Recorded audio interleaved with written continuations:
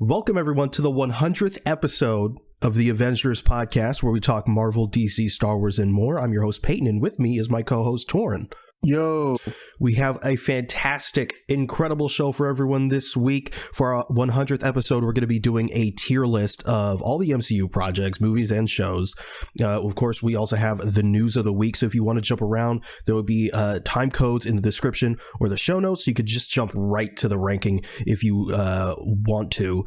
And with that, let's just get right into the news. Let's get right into it. So this is according to the Hollywood Reporter. Yeun has exited Thunderbolts due to scheduling conflicts. We lost. that sucks. He does still want to be in the MCU. He said, quote, "It took a lot of drafts on email to make sure that I conveyed sincerity of how sorry I was to have to back out." So it was due to scheduling conflicts. It's unclear as to what. A lot of people are saying like, oh, it's because of Invincible. That's a voice role. He didn't know. That's not the reason why. It's probably because of something else. But he still does want to be in the MCU. This is a huge loss. He was going to be Sentry. That I guess the easiest way to describe Sentry is he's sort of Superman-esque. I guess it's sort of like an evil Superman trope, but not really. It's an oversimplification. But apparently he even like tried on the suit. So they had like a suit pretty much ready, or at least a test suit. And apparently, according to some insiders, apparently it's really, really good too. So it's just really unfortunate. I was really excited to see Yeun not only in the MCU, but as that character. It was going to be really interesting. It was going to be sort of a departure from maybe what a lot of people expected Sentry to be. Just to be blunt, because he's Asian and Sentry's a white guy, and a lot of people are throwing out like, oh, they should get Ryan Gosling now, and it's like, I feel like if they cast Yeun initially, they're not gonna go to a white guy. They're probably gonna try another Asian dude. I don't know who else could he be in the MCU. Well, people were like, oh, well, like, he should be Mr. Negative, but then it's also like Mr. Negative is Chinese and Yeun's Korean. So that's like kind of like a thing they have to work with. They could do like, well, probably not. I mean, if this was like years ago, they could have went like with like Amadeus Cho or something like that, like a smaller Hulk or something like that, but they couldn't do that. Yeah, I could. The only thing I could think of is like maybe a version of like Iron Fist, maybe if they want to go for Iron Fist that's a bit older. Yeah, I can definitely see that. Yeah, I mean, who knows? I mean, there's definitely like a lot of characters they could play around with. Yeah, I don't know. Oh, he'd be a great Shang-Chi. We haven't seen that in the MCU yet. This is according to Daniel RPK.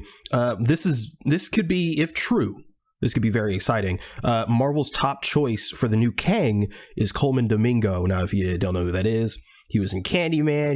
He's in Fear the Walking Dead. He played Unicron in Transformers: Rise of the Beast. He was in Euphoria for a bit. This dude is he's been acting for a while, but I feel like recently he's been like in a lot of stuff.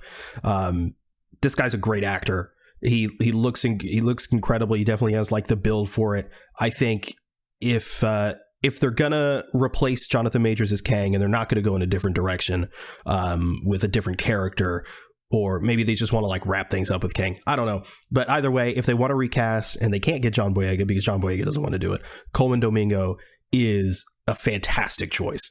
The man is like a powerhouse too. And, like I told Peyton, like I was texting him about that. He's been like on a streak, like for sure. So like he definitely has the right amount of exposure and the right amount of talent to showcase someone as good as Kang.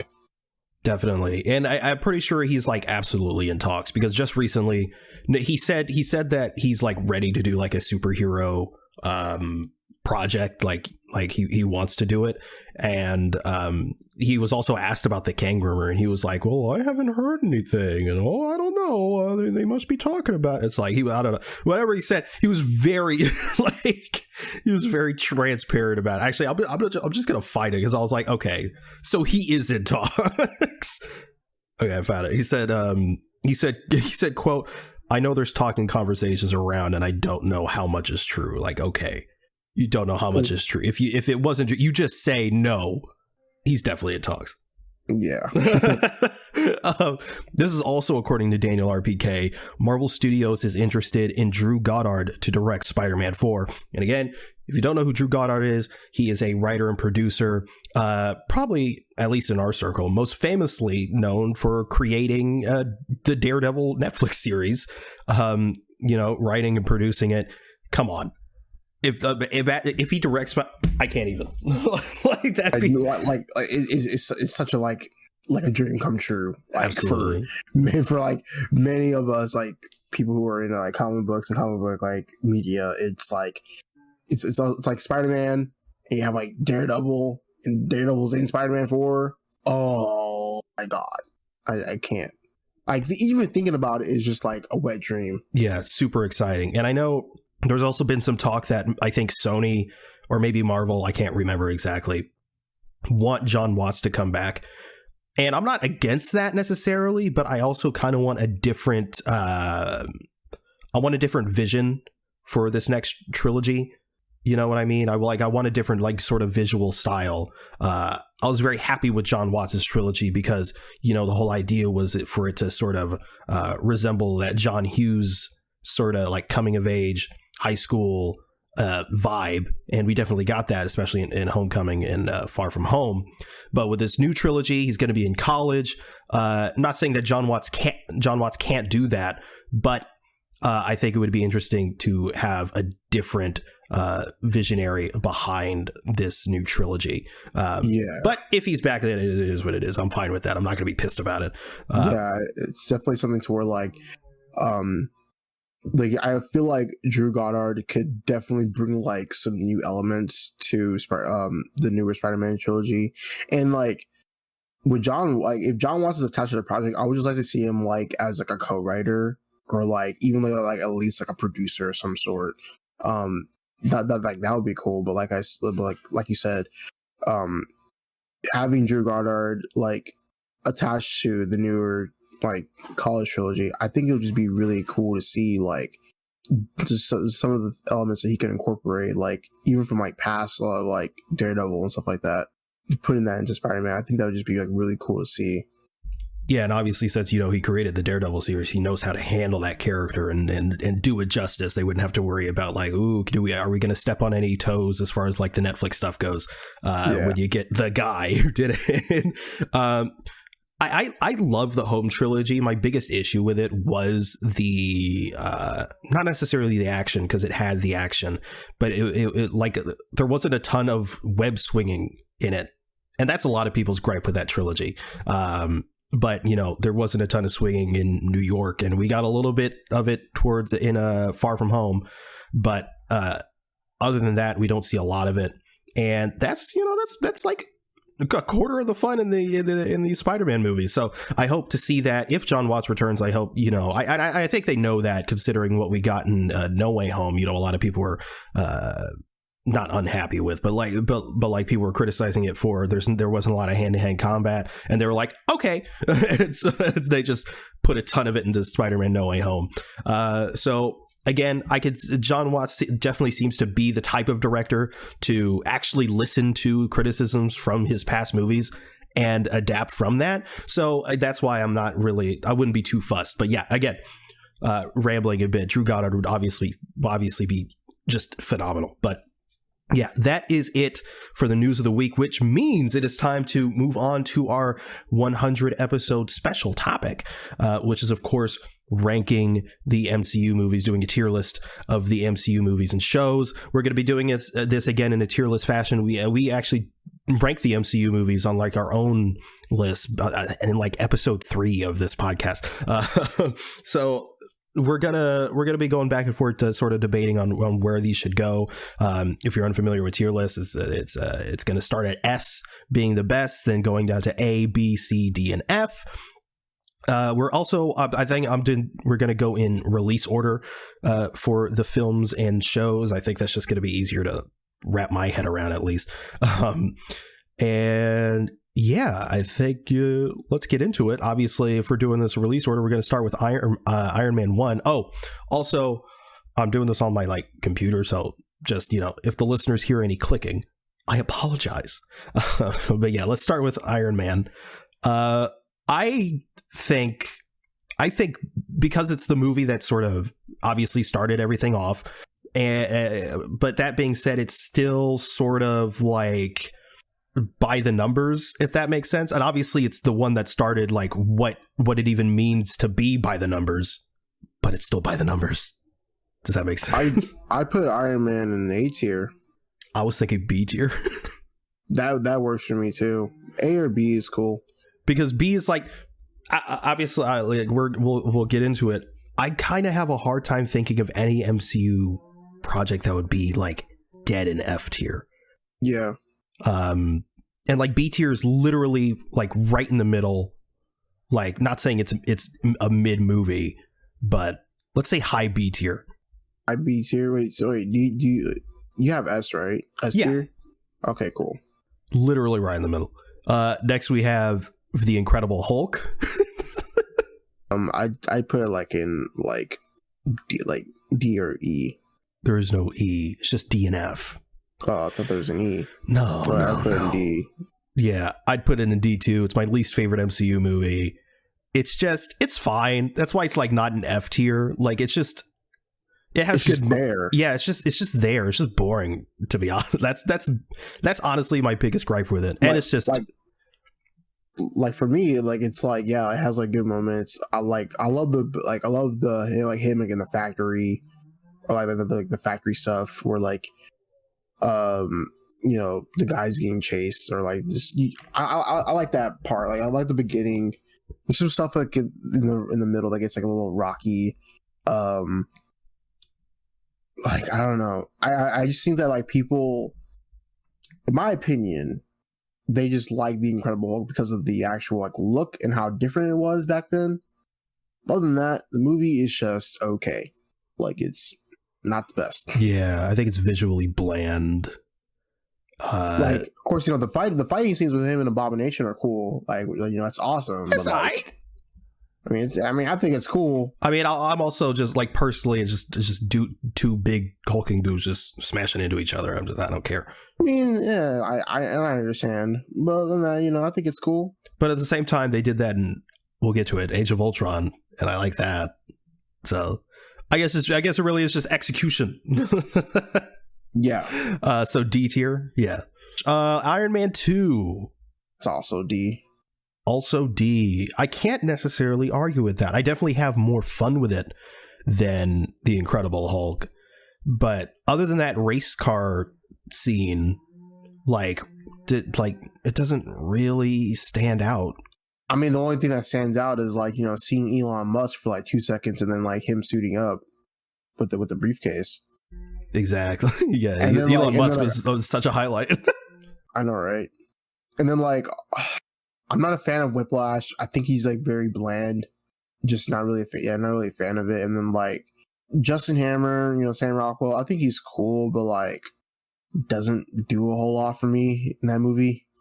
See, I love Sam Rockwell in it as Justin Hammer. I think he was certainly a highlight. I wish he was the main villain instead of Whiplash, because with Whiplash that would have been better. Yeah, the whole like, oh, your dad did something, so I'm gonna kill you. Like, what? He's not what?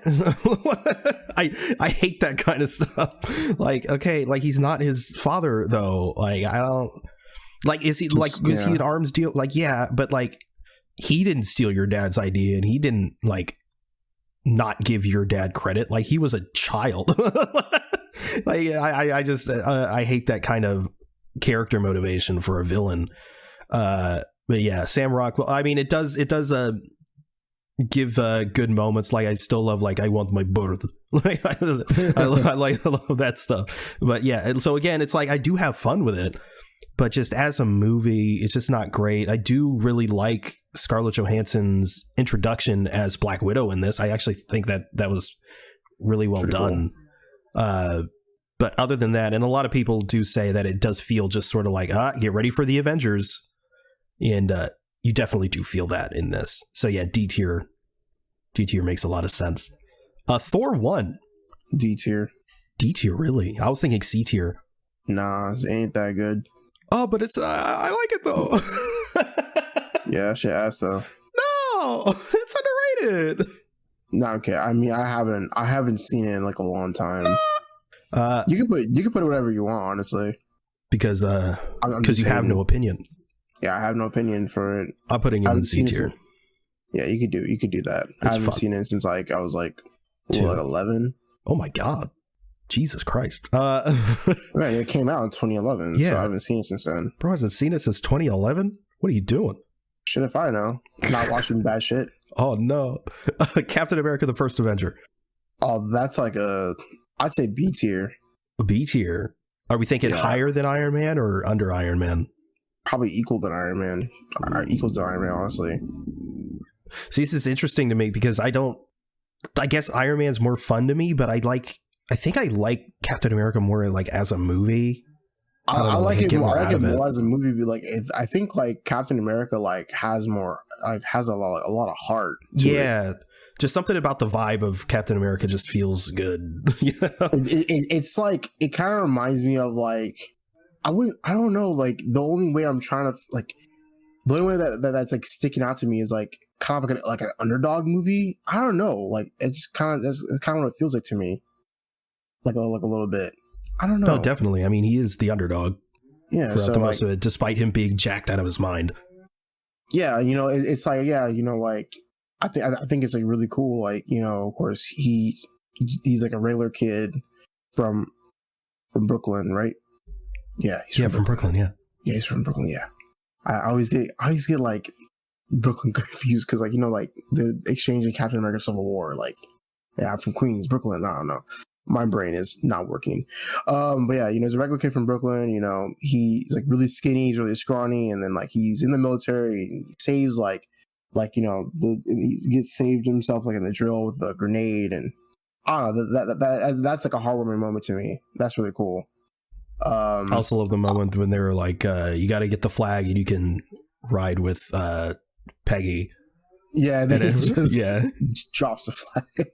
Yeah, he does. I love it. He doesn't even ask like, "Does this count?" he just grabs it and gets it.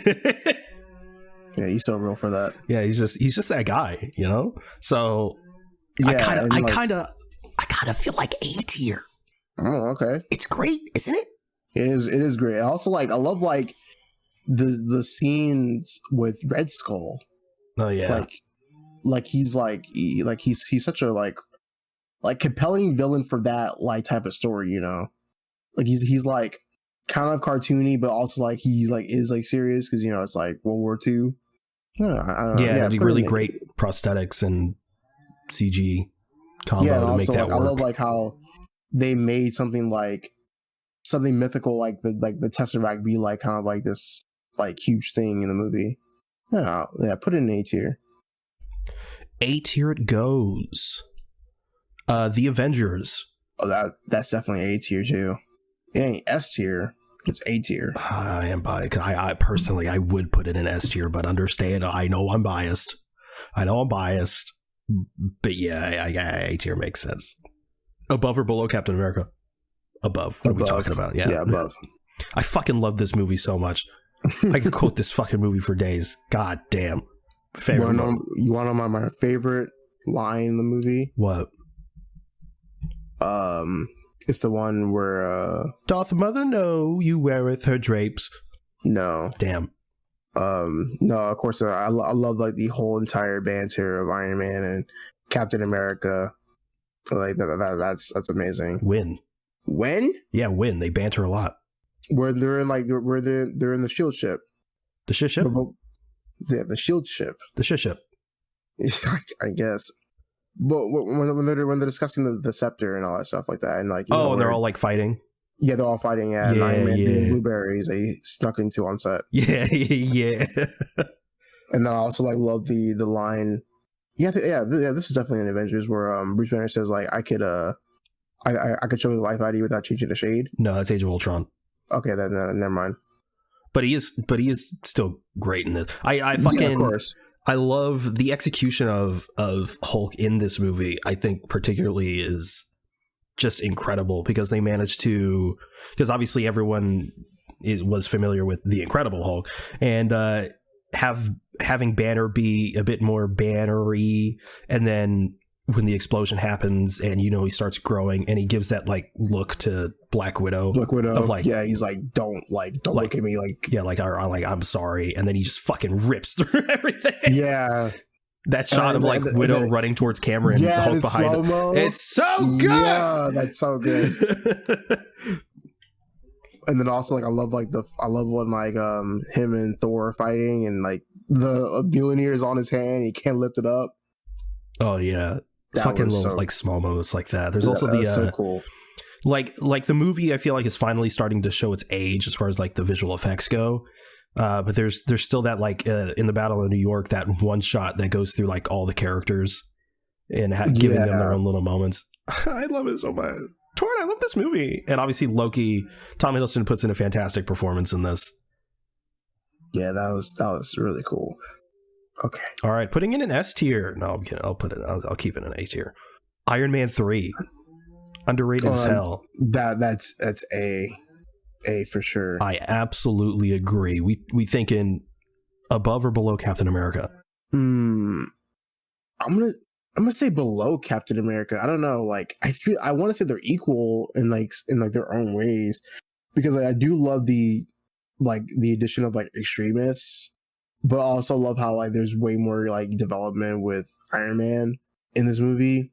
Yeah, it answers the question from the Avengers: take off the suit. What are you? Yeah, and I think Captain America is probably better as a movie, but Iron Man 3 is more fun. I love some of the concepts they did in Iron Man 3, though. A lot of people, of course, a lot of comic fans were pissed about the Mandarin twists.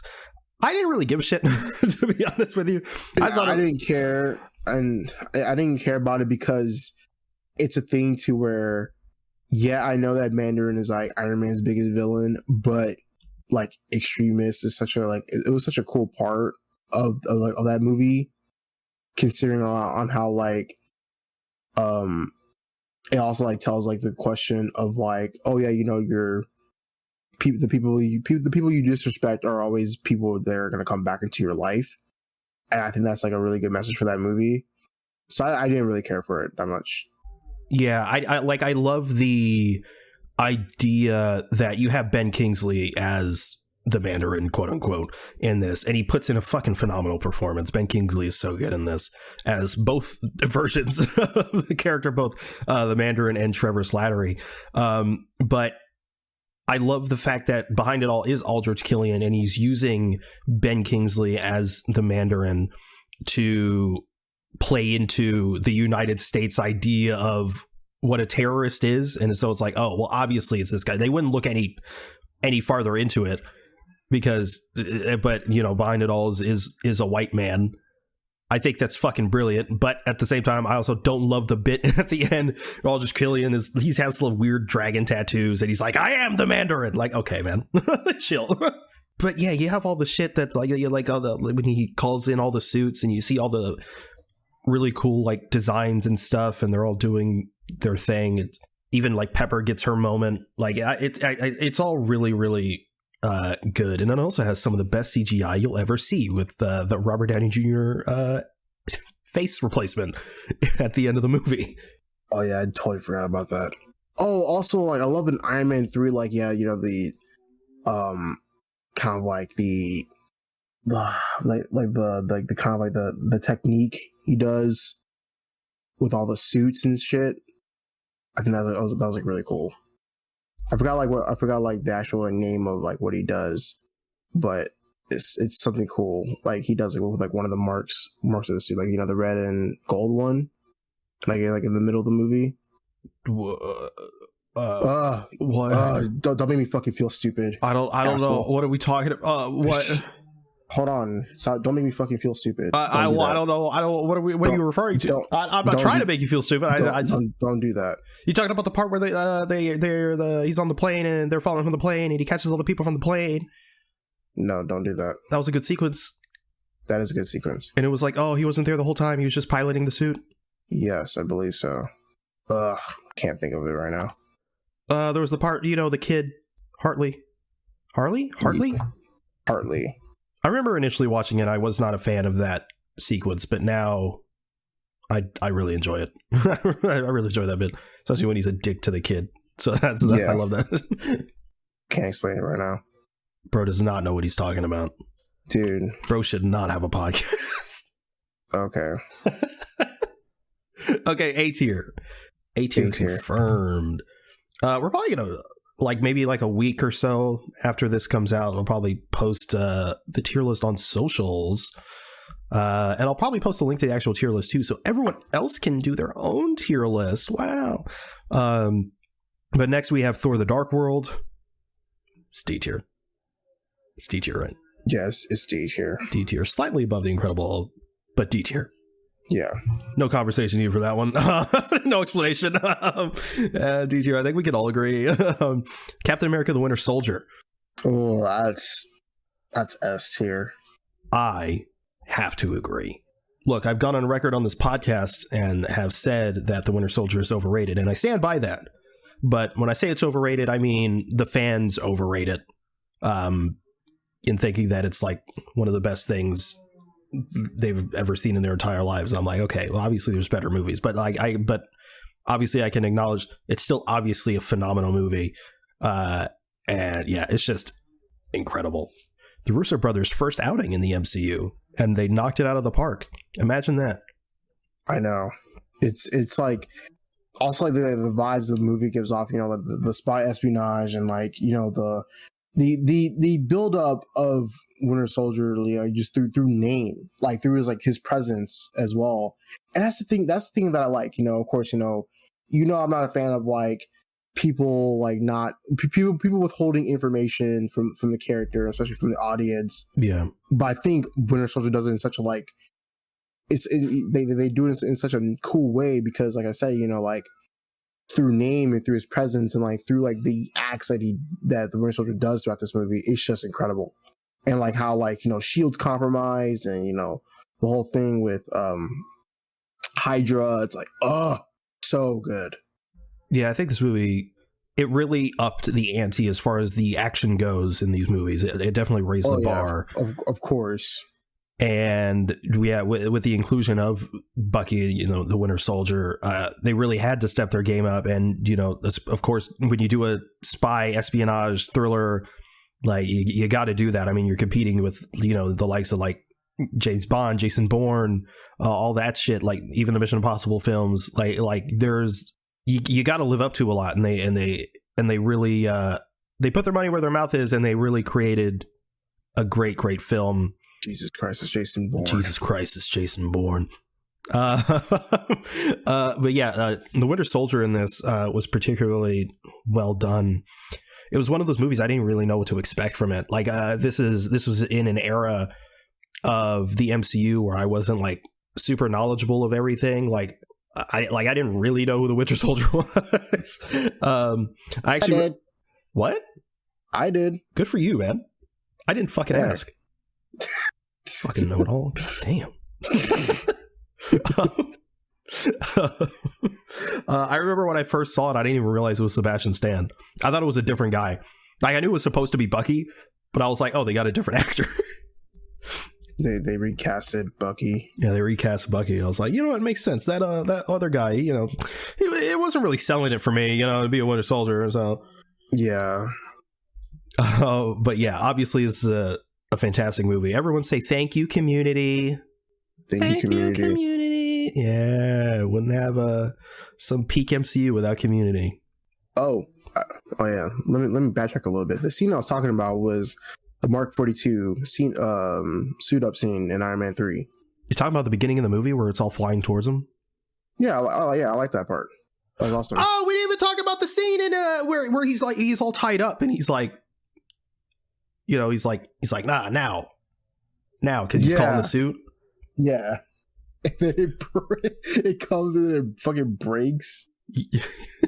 It breaks. I fucking love that sequence. He only has the hand or the arm bit and the leg, so he's like trying to fly around, but he's like making do with it, and he's doing like flips and shit, and then he gets to the last guy. He's like honestly, I don't even like it here.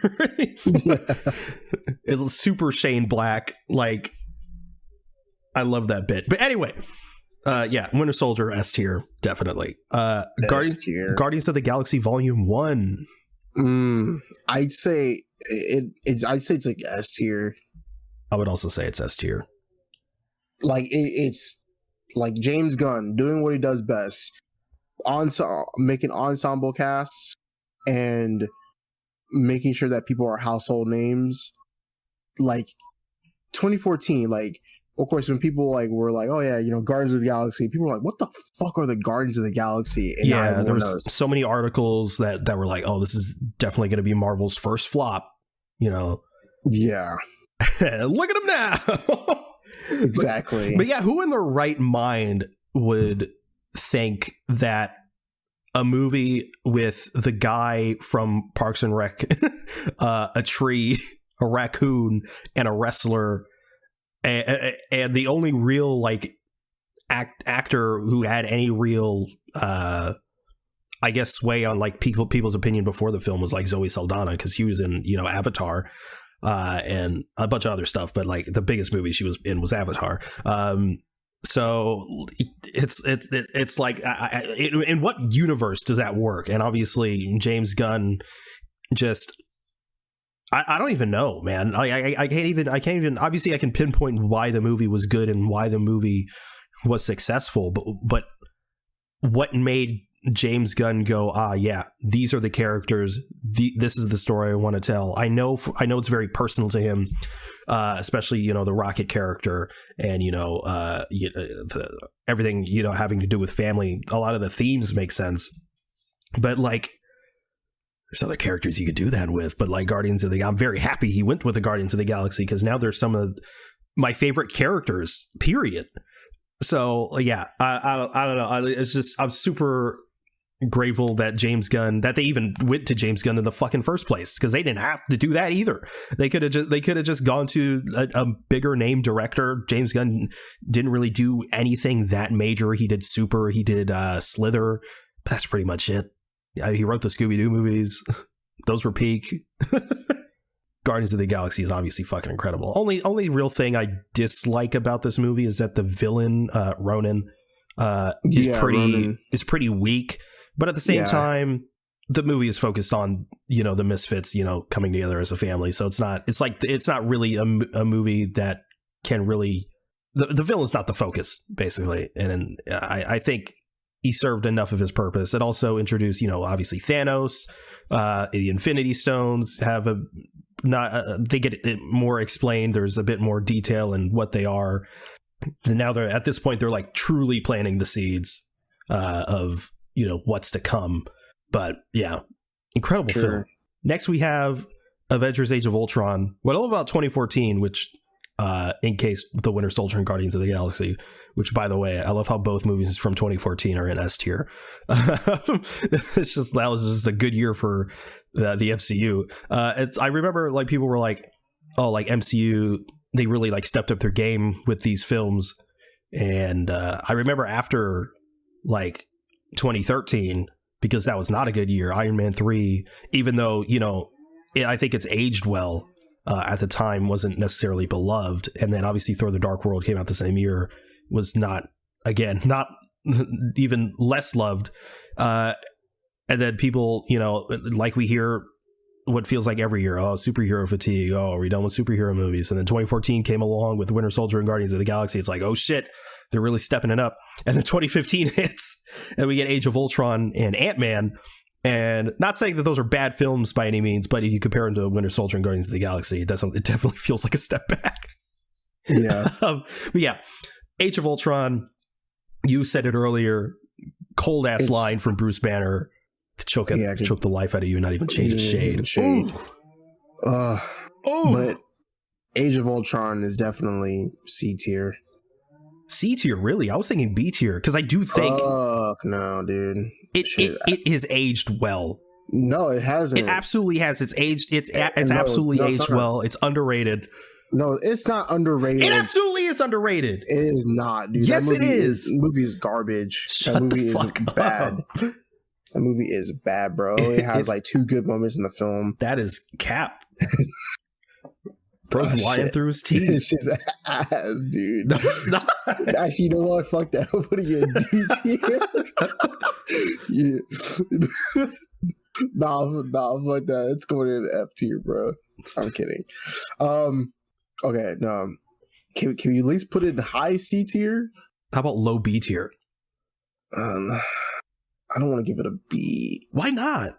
It's not What is it? What is it that you don't like about it? Because we didn't see Ultron enough, dude. We did not see him enough. I mean, I don't disagree. I think Ultron should have been a bigger threat. And then like I feel like a lot of the characters they're just really one dimensional, bro. What do you mean? I can't keep trolling anymore. I'm trying so hard. No.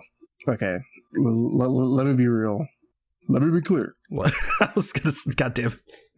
But yeah, low B tier. There are a lot of cool moments in this film, a lot of good moments, especially like I think the highlight of that film is the beginning. Like, I was gonna say the highlight of the film was when they all tried to pick up the hammer.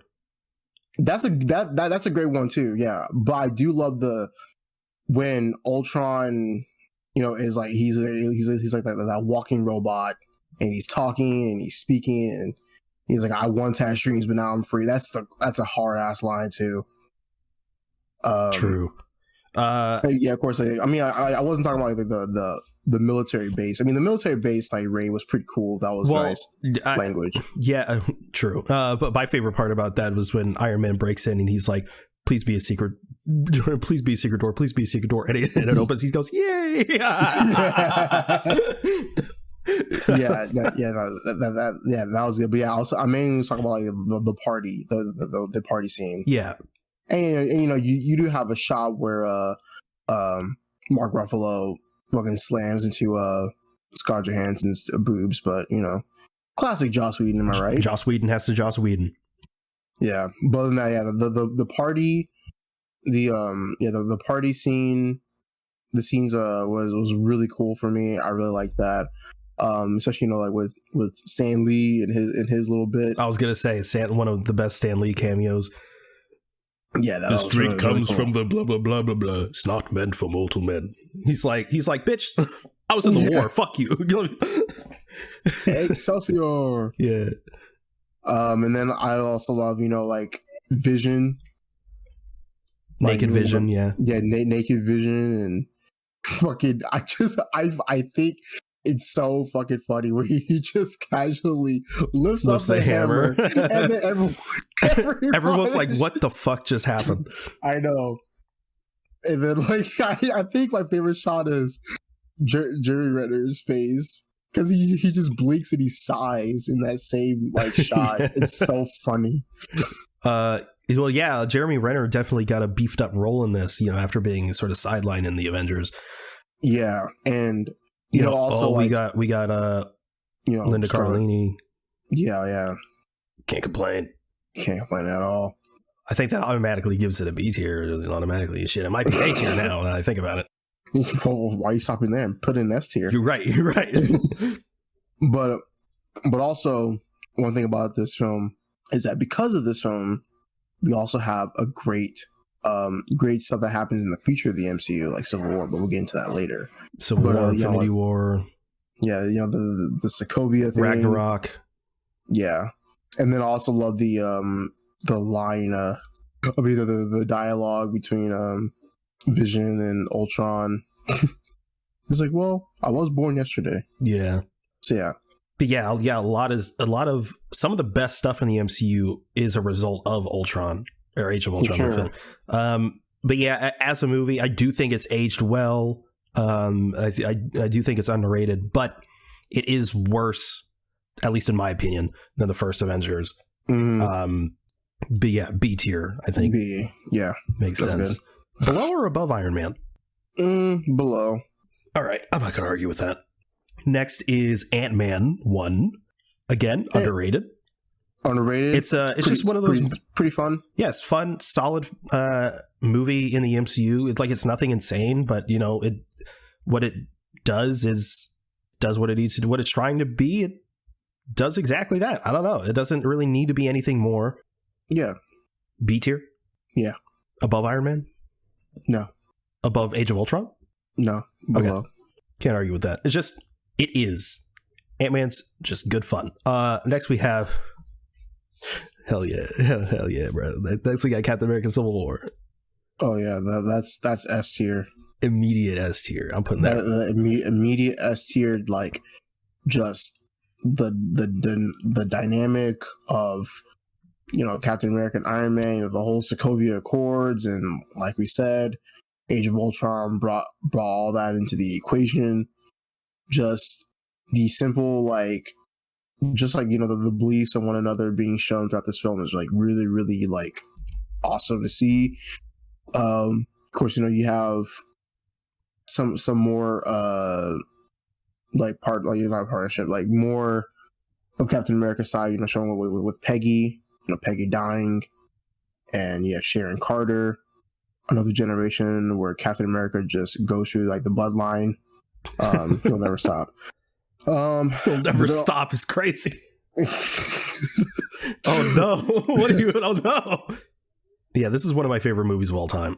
I'm certainly biased, but at the same time, it is it's an incredible movie. Come on, it's just that damn good. And then you also have like the best version of Black Panther in this movie. Yes. He's so good. He's so menacing. His suit is incredible. Like, gorgeous suit. And like I love just like also like love like the Captain America Bucky thing, and like, you know, he's trying to help Bucky. He's like, you know, Bucky just like hear him out, whatever. It's like, and he's hunting Bucky, and like the rooftop, and the bullets ricochet off Black Panther's suit, and then the running through the like the underpassage. Yes. Oh my God, I love that. But it really, it's literally, I can't think of any other time, but it's like the first moment in the MCU that really showcases how fast Captain America actually is. Yeah, and like they're so fast the camera can't even keep up with them, bro. Yeah, the camera can't keep up with them. I love the way they filmed that. They essentially had like I can't call it a treadmill. It's like one of those things at the airports that's like where you walk on it and it makes it just a bit faster. You know what I mean? Yeah, kind of like a treadmill runway type of thing. Yeah. And so they're just running on one of those to make themselves a bit faster, and all the cars are moving at like 20 miles an hour. But they're making it because they're moving fast, and the camera's like it's acting like it's trying to catch up. It's just super well done.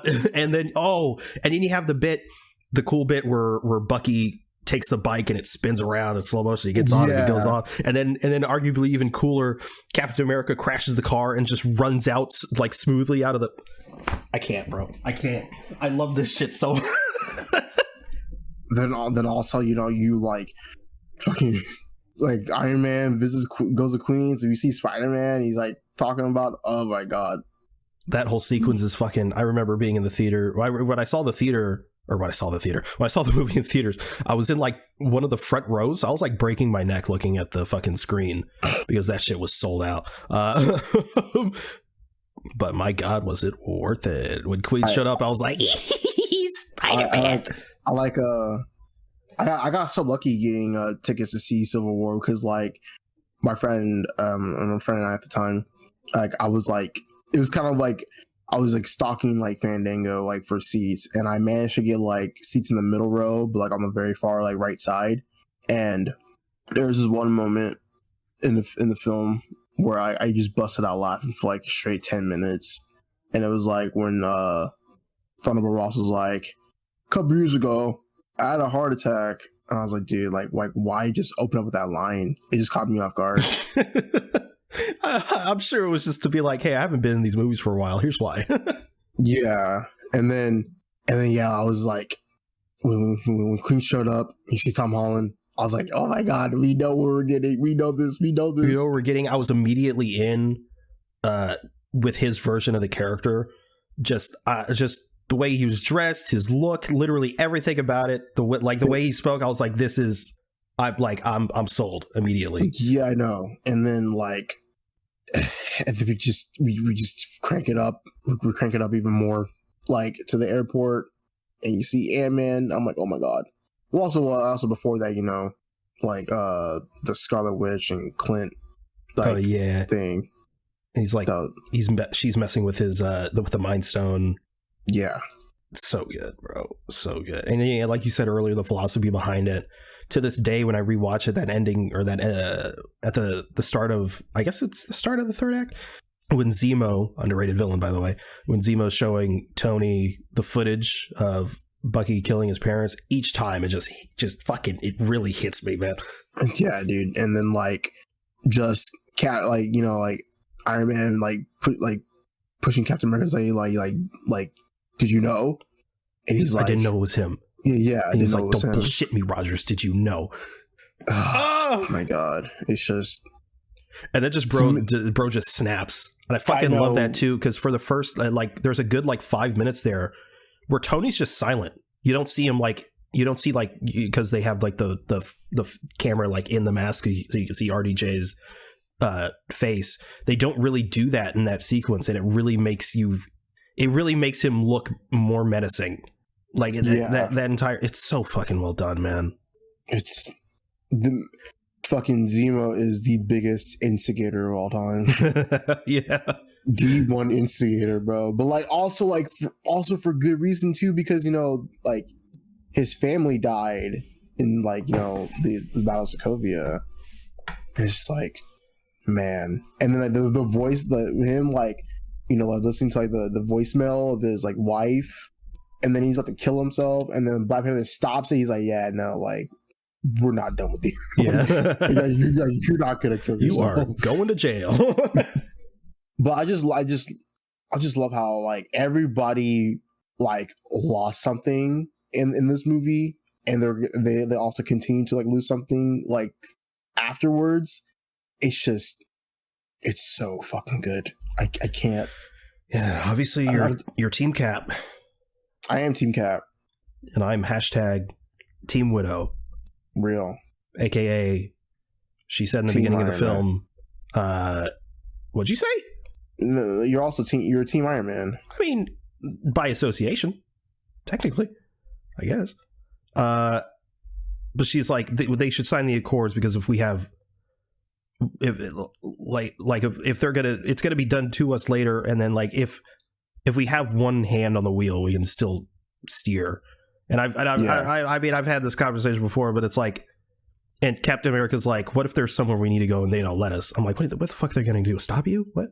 Fucking superheroes, just fucking go anyway. And then when they fucking are like, hey, why'd you do that? It's like, hey, the fucking world was gonna end. How about you fuck off? Like is anyone really gonna be mad about that? But like, there's that, and like, and Captain America was pissing me off like in the movie, because he was all like at the bit where they are captured right after the bit with the you know, the treadmill place and the cars and the Bucky and whatever, and the underpassage. He was all like, hey, look, man, just sign the accords. It's like literally, it's just red tape. Like it like, just sign the accords. We could get this all done and over with. We could forget this ever happened. And Steve was like, you know what, you right. He's about to sign him, and then you know, Wanda's brought up, and because she's being you know, held at the compound, and then Steve gets so mad. He's like, oh, but Tony, every time I think you're doing the right thing, you always do something wrong. He's like, what the fuck are you talking about, bro? He was like that you're trapping her. I'm like, and he's like, she bombed like a building. Like, yeah, it was an accident, but like, if I didn't hold her there, she'd be wanted. She'd be like, I think he specifically says it's better that he's holding her there in a literal like mansion with a lap pool than a Wakandan prison. And she's cooking. And Rogers has the audacity to be like, oh, that's internment, Tony. Fuck you. Internment? Really? That's what you jumped to? Fucking dumbass. Fuck Captain America. Jesus Christ. I love the guy, but also shut the fuck up. Gotta compare everything to World War II. Jesus Christ. Be realistic for a second. Anyway. Bro just went off. If I see a Captain America, she'll go through your window. We know what happened. No, like you're right. You're right. It's definitely like, for me, like over time, where it's like both sides have a point to an extent. It's one of those things that's like, if you are you looking at the Accords through the lens of this superhero universe? Or are you looking through the Accords through our universe? Because our universe, obviously the Accords are a good thing. It's necessary. You can't leave, otherwise we'd be in like a The Boys type universe. Yeah. But obviously within the universe of the MCU, obviously the Accords are shit, because of course we majority of the heroes, or majority of power to people, are generally good. So yeah, it kind of depends on what your view is of I guess that philosophy. But that's part of why the movie's so brilliant, is that there's arguments for both sides, and those arguments are generally speaking all valid. I love it so much. And of course you have the end fight scene with Cap, Bucky, and Iron Man, and that whole sequence is fight scenes are towards for third act fight scenes are always best when they're very personal and brutal, and that in this movie just absolutely does that. They're just in a great box. Like there's nothing even that visually good about it. Good's not the right word, but like it's nothing like, there's no spectacle to it. But because you're so enthralled within the character's journey and the character's story and how this is going to get resolved, if it does get resolved, that's all you need. It's so good, Torn. It's so good. It's amazing. Put it in S tier. It is S tier. I put it at the top, right at the tippy top. Yeah, it's good. Next we have Doctor Strange. Oh, that's a good one. I'll say A tier. Or you can put B tier. I think high low A tier, high B tier is what I'm thinking. Yeah, that's good for me. Because because for me, there are it's like very, very like experimental at the time of the MCU, which is like really cool. Like, the whole like the somehow overlooked explanation of how the multiverse is there, and like, just the trippy visuals of the mirror dimension and everything else, and just how Doctor Strange is as a person, and like the characters of it all. But even then, it's still like it's still something that's like, there's always so much that it was able to do in that movie. So I would say like it's like, yeah, a lot of people give it shit for not being as creative with the magic, and I absolutely understand that criticism. But at the same time, we're trying to introduce people to magic in the MCU. I don't know. I feel like you got to ease people into it. I do think they could have done more, but I think the trippy visuals was it was enough. Yeah. And plus, like you have a thing too where like Doctor Strange, like him being like a new like sorcerer, like he did all he could as a new sorcerer, and then like he also managed to like fucking defeat Dormammu, a fucking huge ass like face. Yeah, that's definitely a criticism of mine. They didn't convey the sacrifice that he made, because he was there for like years, like sacrificing himself, and it was just like in the movie, it just sort of makes it seem like, oh, he dies a few times, and her mom was like, oh, this is annoying. Yeah. But also I think it's like the consequence is that like because he was dying so many times, he was using like time to his advantage, and of course Mordo was like, yeah, you're fucking with time, this is not a good thing, and it's like I can't fuck with you no more because you fucking up time, like I don't like this. Never did anything with that now, did they? Yeah, I know, and I'm like, we'll get into that later. Caecilius is just an okay villain. Yeah, he's okay. He just has some fucked up face paint. Yeah. Mads Mikkelsen is really, he's a great actor too. He's always good. He's amazing. Like I love him. But yeah, it's just a really good origin film. For sure. I think it's a lot of people compare it to Iron Man because they're generally similar character archetypes, rich douchebags. Facial hair bros. Yeah. But I think it's better than Iron Man, to be honest. I can see that. It's like it does follow a lot of the same beats as Iron Man, but I think it does it a bit better. So yeah, low A, high B. Yeah, let's say low A. Next we have Guardians of the Galaxy Volume 2. Volume 2. Yeah, I'll probably put it like like low B, probably. See, here's where we disagree. here's where You we put it in A? I would put it high B. I would put it in A. No, dude, no. I would put it in A. Oh, that's okay. Yeah, that's fine. If you asked me 3 years ago, I would agree with you. But after rewatching it multiple times, I do still have those criticisms. I do think it undercuts serious moments with humor too much.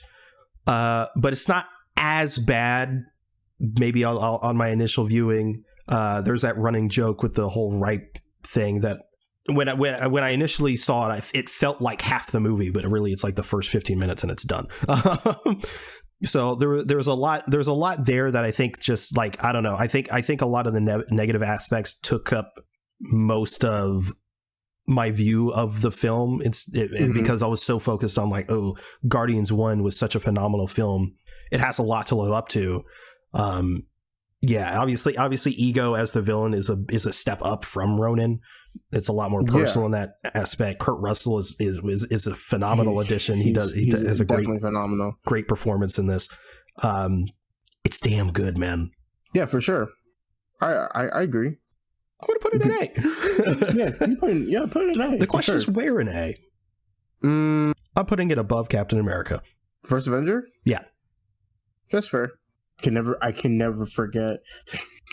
I can never forget the Pac-Man rock battle. It's so funny. It's the sound effects. Yeah, I love the bit where he's like, he learns how to use magic or the light, and Kurt Russell is like, yeah, you can make anything with this. He was like, anything? He was like, anything. He was like, oh, I'm gonna make some weird shit. I love that bit. You want to know one of the best parts of the movie for me? What? Was Mantis gets hit by the rock. Oh yeah. Mantis, look out! It's so funny. My dad has this magical ability to just forget anything he's seen. So the joke that was like in literally every trailer where Mantis touches Quill and he's like, oh, you have a deep like sexual connection to Gamora, and Drax is like he starts laughing. He's like, he just told your deepest darkest secret. He's like, do me. It fucking killed my dad every single time he saw it. I was like, what? Like, you've seen this a million times. He thinks it's so funny, and it is funny, but he loses it every time. I don't understand. But yeah, A tier. Next up is Spider-Man: Homecoming. That's an A. I'd have to, yeah. It's an A. That movie is so goddamn fun. It's borderline S to me. Yeah, I know. I don't think it quite gets there. It's a very high A, but it's so goddamn good that it should be borderline S.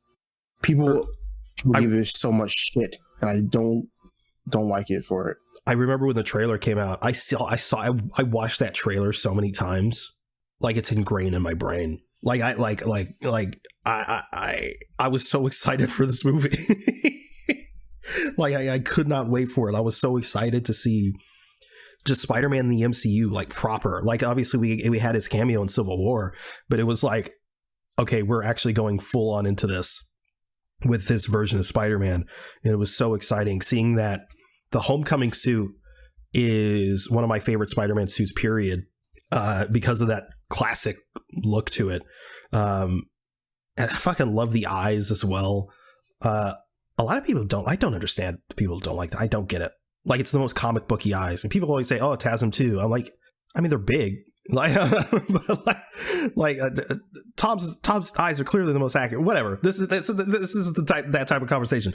But like Michael Keaton as the Vulture was such a obviously it's something we'd never seen before in a Spider-Man movie, which is Feige's whole thing. He didn't want to like retread stuff we've already seen, which is ironic considering No Way Home. But we'll get there, obviously. But yeah, he was obviously incredible. His motivation actually made sense, and was he's one of those villains that it's like, oh yeah, he's actually if you think about it, he is right.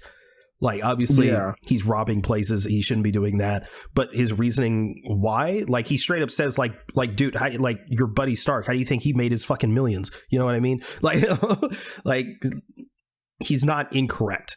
And he's mostly is just doing it to, you know, provide for his family.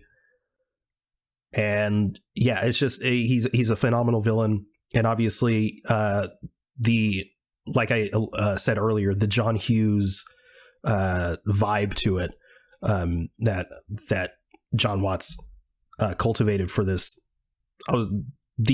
movie and Far From Home, less so in No Way Home, but generally that's sort of the vibe of these movies. He absolutely fucking nailed it. Like, mission accomplished. It completely has a John Hughes vibe, like to a T. Tom Holland elevates his performance in this from Civil War. He actually gets to do more stuff. You know, we get more that supporting cast. And I think a lot of people were, I guess, are still upset, you know, that we don't have the classic, you know, we don't have Harry Osborn, we don't have Mary Jane, we have MJ, but it's not Mary Jane. No Gwen Stacy, nothing like that. But I like that they did that. I think it leaves room to maybe do those things in the future. Like, we can still have a version of Harry Osborn. Like, yeah, we got Norman in No Way Home, but that doesn't necessarily mean Harry Osborn like can't exist. Obviously, we could still have Gwen Stacy. There's nothing really stopping them there. But even if they don't do it, who gives a shit? Like, it doesn't. Yeah. My only real issue with any of the characters that they brought in is that I have to agree that Ned is too much like Genki. For sure.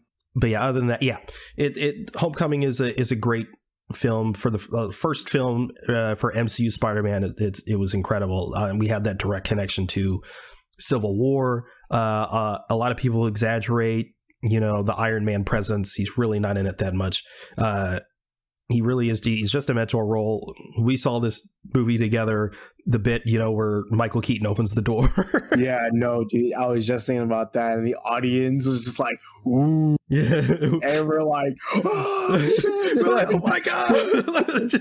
Like, it's like in hindsight, it's like obviously, but like we did not see that shit coming. Yeah, I know. It was just like, holy shit, that was like crazy. Yeah, and then it's still one of my favorite sequences in the Spider-Man movie. That scene where they're in the car and Michael Keaton's like piecing it together, and it's just super tense, and Tom Holland is just like, Jesus fucking Christ. Like, oh my god.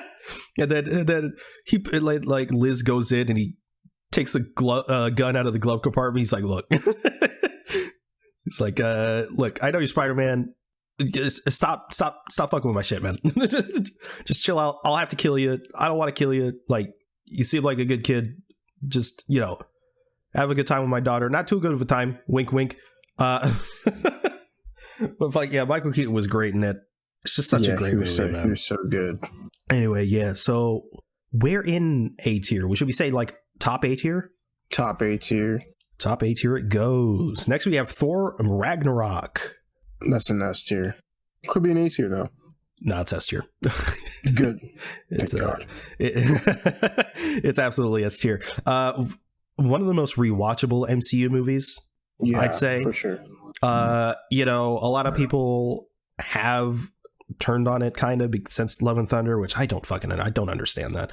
I don't understand. It's like when people, like when The Force Awakens came out, people were like, oh, this is a solid movie, and then The Last Jedi came out, it's like everything's bad, all of it sucks. It's like, what? How? What? I don't understand that philosophy personally, but whatever. Thor Ragnarok, great film, great use of the Hulk in it. Obviously it revitalized Thor as a franchise in a great way.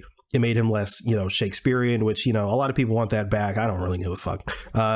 Like Thor, like you can make Thor that. I just don't think that works in this version of the Marvel universe. You know what I mean? I don't really see a place for like some Shakespearean dude. I feel I absolutely like understand, you know, like with like Ragnarok, it completely changes like Thor's character, and like it's Of course, he's not a Shakespearean for sure, and I feel like he's just being given like a bigger purpose in this movie.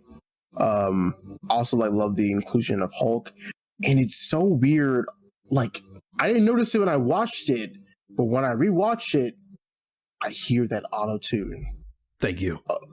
I hear it. I felt when the movie came out and I watched it, I felt like I was going fucking insane because I was like, Hulk sounded weird, didn't he? And everyone was like, he sounded fine. I'm like, what? He's clearly like has a weird auto tune, and like no one understood what I was saying. Yeah, no, dude. I heard it, and then I'm like, I first like I agree because I did do like a marathon of like rewatching the MCU like a couple years ago, and I'm watching Ragnarok, and I'm like, is my Disney Plus tripping? Is my TV tripping? Like, am I tripping? And I'm like, I'm hearing it. Like, I'm hearing like pitches of his voice. Like the autotune's like fucking up or something. I'm like, this is not good. Like, I don't like it. Yeah, it's not great, is it? It's like, yeah, I can overlook it. I don't understand because in the Avengers, because he talks in the Avengers a little bit, he's like puny god and what have you. It's to my knowledge, it's a mix of Mark Ruffalo and Lou Ferrigno, and I think there's another element in there. I can't quite remember what it is, but it sounds good. It sounds as natural as it could, I guess. Oh, why can't they just do that? Why do they have to do the weird auto-tune thing? I don't understand. I don't get it. I don't understand the creative decision behind that. But outside of his voice, the idea that Hulk has been in Hulk form for like 2 or 3 years, therefore his mind has had time to develop. So now he acts like a 2 to 3 year old is a great move, in my opinion. Yeah. It also has one of the funniest moments in the MCU as far as Hulk goes, when Banner's like, "You want to know who I am?" And he jumps out of the fucking... Oh, yeah. smacks onto the bridge. And he fucking bounces. That shit is so funny. It's so good. We also have a waste of Carl Urban. Oh, yeah. But, he makes do. It's still one of my favorite things in the movie. It's like, I got these boys from Midgard on Texas. We have Des and Troy. Put them together. They destroy. Okay, Butcher. But yeah, great film. Taika Waititi's humor really shines through here. Jeff Goldblum, incredible addition. I love him so much. He's so weird. But yeah, Thor Ragnarok, incredible. S tier, above Guardians or below Guardians? Which one? One? Yeah, one. Above, really? Yeah. Really? Wow. What about Captain America: The Winter Soldier? It's below. Okay, understandable. Let's move on. Black Panther. F tier. Let's put in an F tier. F? Yeah, that's just F. That shit's ass. No, I'm just kidding. I was gonna say C. Or like low B. C, I would say, C or high D. High D? Yeah, okay, high D. Maybe that's pushing it, but yeah, I mean. Definitely like somewhere in the C's. Somewhere in the C, yeah. Yeah, C makes sense. Because it's like, I mean, it's average. Yeah. Movie-wise. And then doesn't have the best visuals. I did say, and I still stand by it, Captain America: The Winter Soldier is one of the more overrated MCU movies, but I think Black Panther is the most overrated. I don't understand why people think it's so incredible. I don't really see it. It just feels like, like in your average superhero movies. And yes, culturally it did a lot, and I respect that, but it's just whatever. It's just they got you have the superhero, and the superhero is, just as the villain has the same powers as the good guy, and it's like, okay, I've seen this before, And it's also like it follows like the things where, yeah, of course, you have like Killmonger, Michael B. Jordan. He's so great in this movie. And then he kind of goes a little overboard. He's like, yeah, pressers. But he has a point though. He's one of his points is that, like, yeah, like, why don't we expand Wakanda to like, you know, like outside, like to help our people. And of course, like, you know, Black Panther is like, I'm not the king of all people, I'm the king of Wakanda. Like, you know, it's like that little like banter is like nice. So yeah, Killmonger is he definitely has a point for sure. Yeah, and that's the problem. He has so much of a point that they have to have him do something like ridiculous it's like, oh yeah, this guy's a villain. So was he off his girlfriend or something? Yeah, he kills his girlfriend. We'll get to that again. We'll get to another MCU thing, but it's one of the more frustrating things because it's like, why? You always have the thing. It's like the best villains are ones that have a point. Like I just talked about it with Vulture, but there's a line, and when the line is like, oh, you're just taking what's essentially a good guy with good motivations and going, oh, we can't, this guy has too much of a point, we got to have him do something fucking insane just to make him a bad guy for the sake of it. I don't love, but you know, obviously the things this movie has going for it, you have Claw in it who just eats up scenery. Andy Serkis obviously is incredible. Fucking killed him off though, so you double-edged sword there. But you have the costuming, which is fucking phenomenal. The world of Wakanda is insane.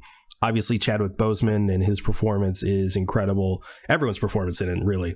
So yeah, obviously the movie isn't without its upsides, but we just don't really see why it's praised so much. Yeah. So yeah, C tier it is. Next up, Avengers Infinity War. S tier. Number one? Yeah. Number one. Why is the movie so good? I don't get it. It's just that culmination of everything, crossover to the biggest, like for the biggest villain. It's so good. What makes Thanos so good? His motivation, his dialogue, his presence, everything about him. His chin. Grimace. Yeah, obviously this movie's fucking phenomenal. From beginning to end, it's one of those movies that doesn't really let up. I think it's like 2.5 hours, and it fits so much into that time frame because nowadays it's like, oh, if it's not 2.5 hours, then it's trash. You know what I mean? Everything's got to be like a 3-hour epic. So the fact that Infinity War is just that fucking movie, and it's like 2.5 hours, 2 hours 45 minutes, like it does so much with the amount of time that it has. It's one of those movies that it's like, this should not work. Nothing about this should work. There's so many characters. There's so many things to juggle. It's ridiculous that the movie is even coherent, let alone one of, if not the best film in the MCU. You know what I mean? Yeah. Infinity War is the Empire Strikes Back of the MCU. Obviously, our heroes lose in an unforgettable sequence.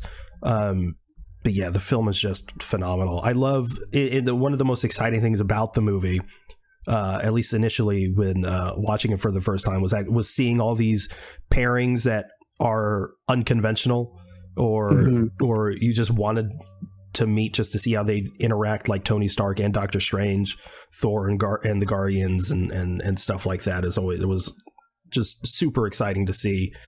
Yeah, Doctor Strange and Tony's back and forth was always fantastic, and seeing and Tony with the Guardians as well, like it was just so fun to see. Facial hair bros, loser bros. Yeah, Infinity War is just amazing. One of the best theater experiences of my life. Yeah, it's almost exactly 2.5 hours. Crazy what they did with that. Do you think Thanos is one of the best villains of all time? Of all time is crazy, but he is a great villain. I'd put him up there as one of the best of all time. I mean, of all time is crazy. I don't think it is. I think the MCU is so big, and it's such an important. I think he's up there with Darth Vader. Oh, yeah, that's crazy. I think he is. I don't care. I'll say it. I'm not afraid to say it. Yeah, whenever they come for you, I can't save you. I don't think they will, because I'm right. Okay.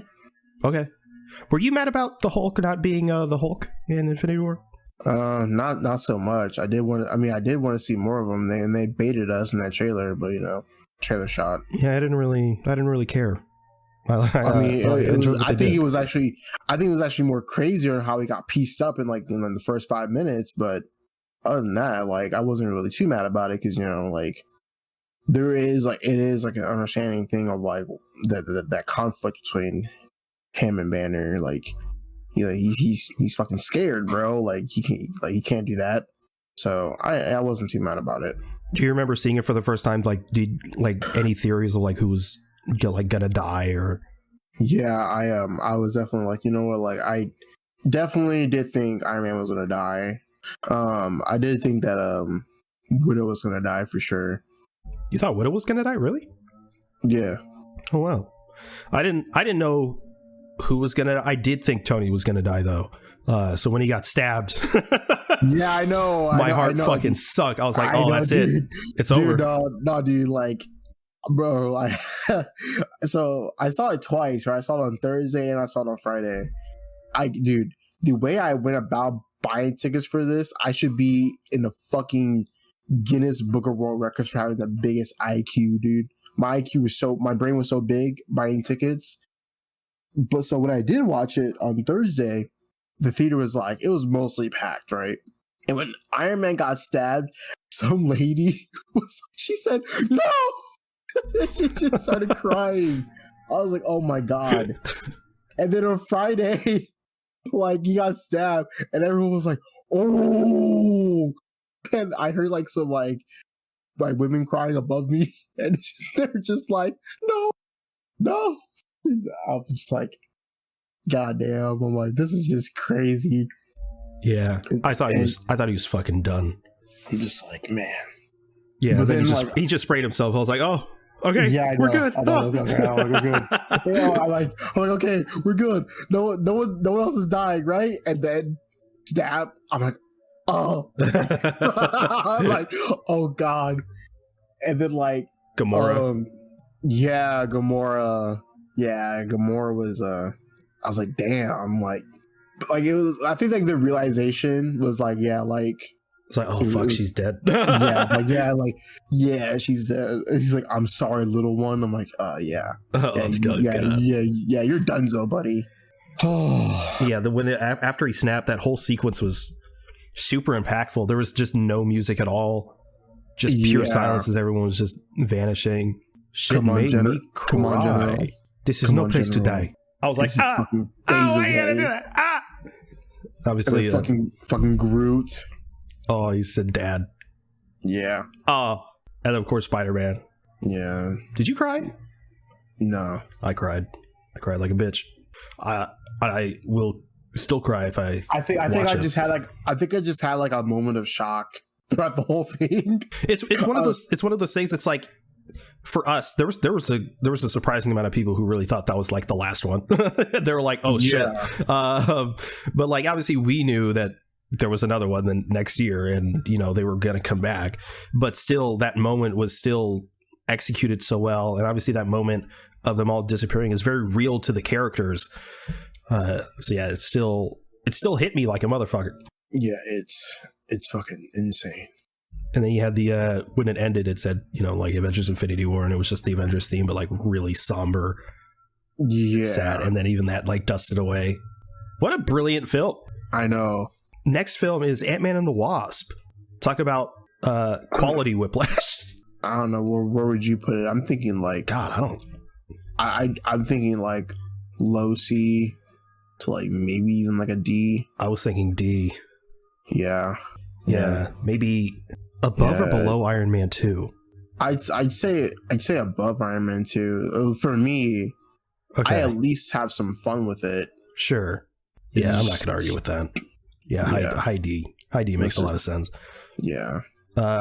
Next up is Captain Marvel. That's like a C. Sure. Below Black Panther, right? Yeah. Yeah, below Black Panther. Makes a lot of sense. I don't hate the movie. C for Captain Marvel. I don't hate the movie at all. I think actually it has a lot of good moments in it on a rewatch. But yeah, it's still just kind of whatever. I do think her dynamic with Nick Fury is a lot of fun, but ultimately it is what it is. And I also do love Ben Mendelsohn as Talos. He really elevates that movie. And sure. It was always good seeing Coulson back. Gotta love Coulson. But yeah, it's just so yeah, middle C. Next up is Avengers Endgame. Probably like a B. Kidding. I'd say it's like probably like a S. Probably like an S. It's definitely an S. It's probably an S. I don't love it as much as everyone else does, but it's damn why? Good. Why? Explain. It's a bunch of fan service, bro. Shut the fuck up. But I just think Infinity War is better. Sure, but like it's still one of the best ones. Of course. At the end, when the whole thing. And the credits are what is wrong with you? I don't understand. I see your letterbox. You gave Infinity War 5 stars. You gave Endgame 4 stars. So what is it? What is it about Endgame? I just think Infinity War has a better ending. Who gives a fuck about the ending? I do. Who gives a fuck about the ending? I do. You gave Thor Ragnarok 5 stars. Yeah. You saying that has a better ending? Yeah. That's bullshit. Look, all right. As a movie, Endgame is pretty good. As a movie, Endgame is incredible. Yeah, it's good. What do you mean? I just think it's good, dude. Look, look. It's also a thing to where Endgame. I just genuinely feel like it is a once in a lifetime watch for me. I haven't rewatched that movie. Maybe you should. I think it captures a great theater experience for sure. It was the best theater experience of my life. It definitely is, yeah. Oh my god! Remember that lady that like shushed us? Yeah, I would have like fucking rocked her shit right now. She was gonna get drop kicked. Yeah, I would have been like fucking bitch. Anyway, yeah. The also the way I got the tickets for us, big brain. Oh yeah, you know what I did?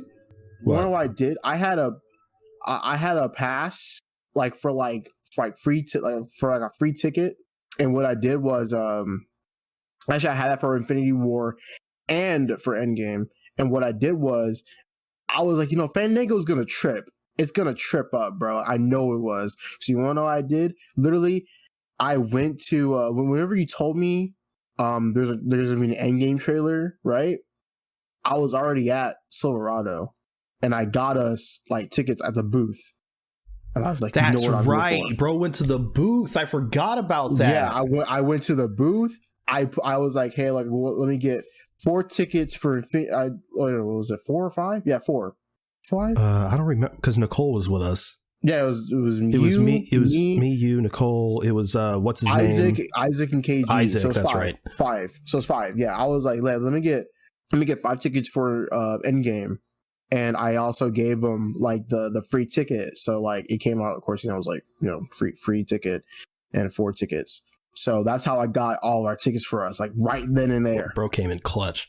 I did, but yeah, there were solid seats too. I know they were, yeah. Because I knew people were already like buying them like on Fandango, because at the time like just Fandango like it was like doing good that day for some reason, but like I knew it was gonna trip up. When you went to the booth, were there people there? No, I was the first one, dude. Oh my god, I was the first one at the booth, dude. Because like I said, like the trailer had already dropped. People like I think it dropped on like a Tuesday or like a Wednesday or something like that. So like people people don't go to the movies like early on like a random day. They're always gonna be like most in the theaters like a Thursday like or like at the weekend. So I knew to go there like literally at the right time. But even then, like like I said, I think for Endgame.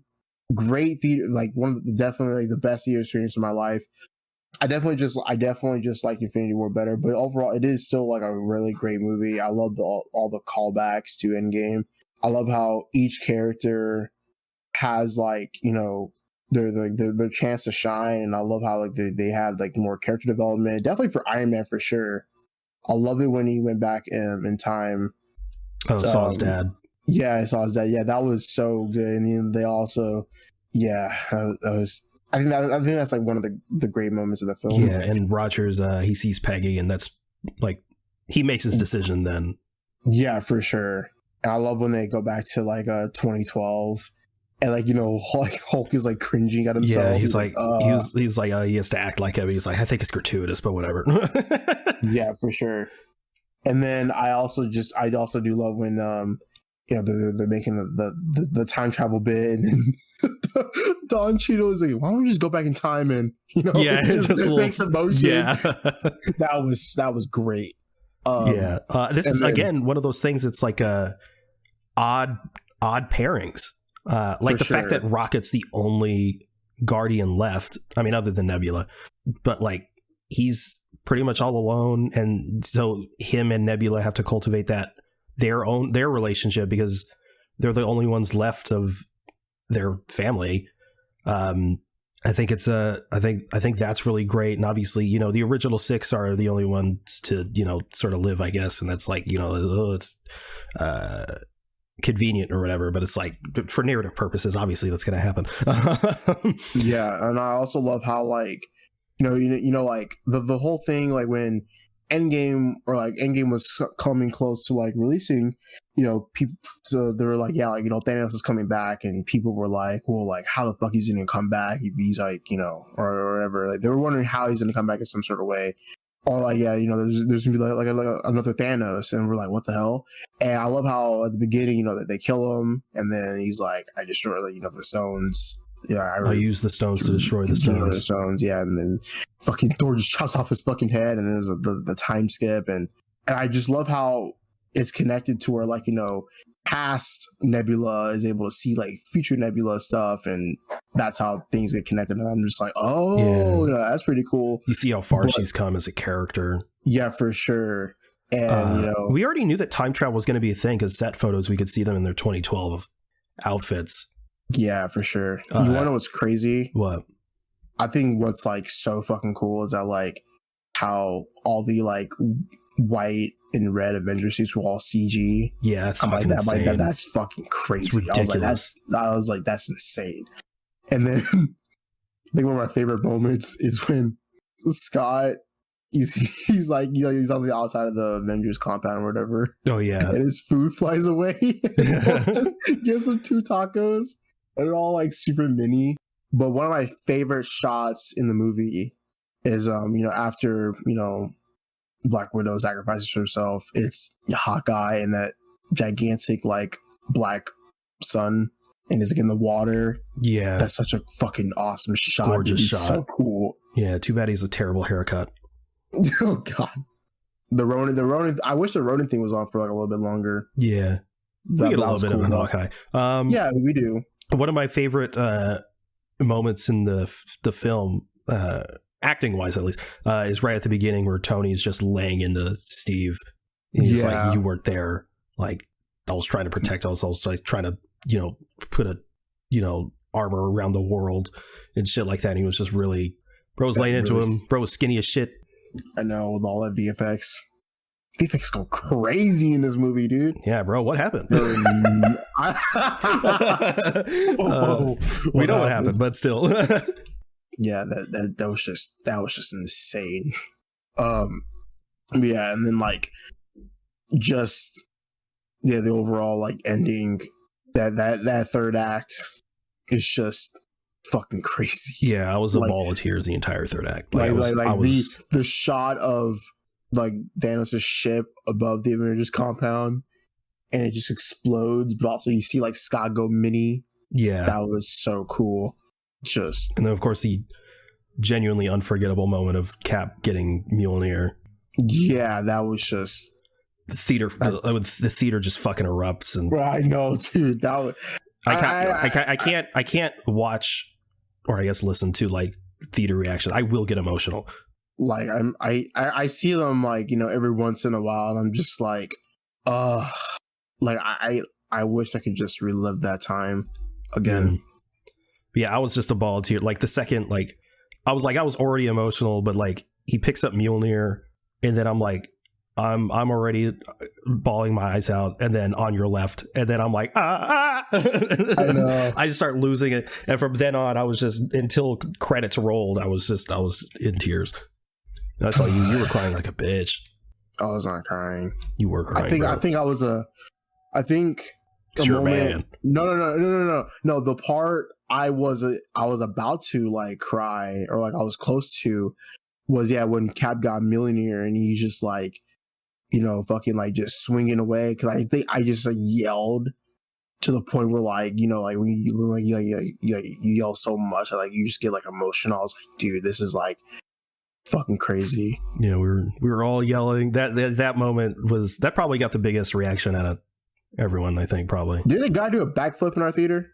No. What? Oh shit. Bro, I was thinking of a viral YouTube video. Yeah, probably, yeah. Some guy did a backflip in one of them. I think the backflip, I think that was for No Way Home. Oh, really? I think so.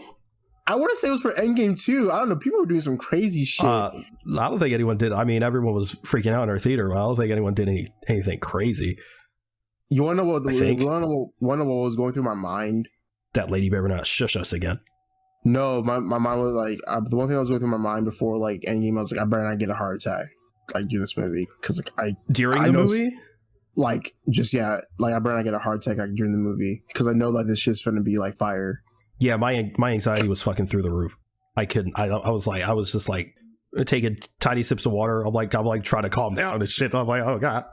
Yeah, especially when things got like tense. And yeah, I don't know. Yeah, I find Endgame more, I guess, entertaining than Infinity War. Yeah, I can see that. Yeah. I find a lot of the criticisms against Endgame pretty stupid or baseless. Obviously, that doesn't mean it's like void of criticisms. I have a couple issues with it myself, but like literally everything about Endgame is everything I could have ever wanted as an MCU fan, and it exceeded that. Yeah, like you said, it's a unforgettable theater experience, like once in a lifetime experience, because like I can't see anything like this happening again. Even Secret Wars, I don't think is gonna reach those heights. I think it's gonna be incredibly exciting, but yeah, Endgame, Infinity War and Endgame back to back, it was just something truly special. Obviously, I'm not saying it's impossible for Secret Wars to do that, but really any movie, to be honest, like any movie, any universe, I don't see this happening again for a very, very long time. It's truly lightning in a bottle. But yeah, S tier. We're an S tier. Just below Infinity War. Yeah, that's a good placement. All right, next is Far From Home. A tier. One of the most overhated MCU movies. I still believe Phase 4 should have been the beginning of Far From Home. Yeah, it doesn't really matter. Yeah, but A tier. I agree. We're an A tier. Name things in A tier again. Homecoming, Avengers 1, Volume 2, First Avenger, Iron Man 3, Doctor Strange. I would say behind Homecoming. Okay, just behind Homecoming, above Avengers 1. Oh shit, never mind. Below Avengers 1. Yeah, that's it.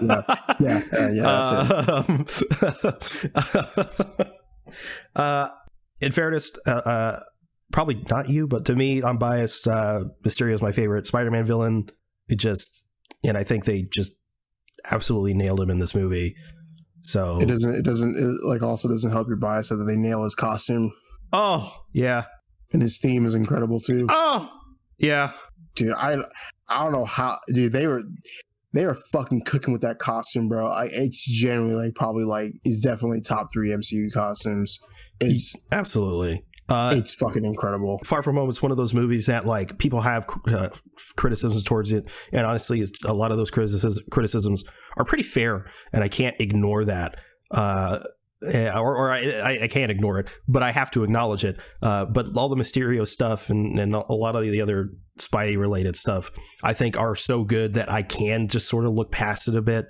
I do think the pacing is a little odd, especially in the beginning. We talked about it when it came out. It's one of those movies that like it starts off really slow, but it just ramps and ramps up as the film goes on. It's not one of those like it doesn't like lull in the middle. It lulls at the beginning and just never stops. And it just has like literally one of the best like visuals, like so some of the best Spider-Man visuals ever. True. Like it nails like like definitely the Mysterio thing, like to a T, you know, like just the whole like illusion thing, that illusion Spider-Man sequence, fucking Brilliant. fire.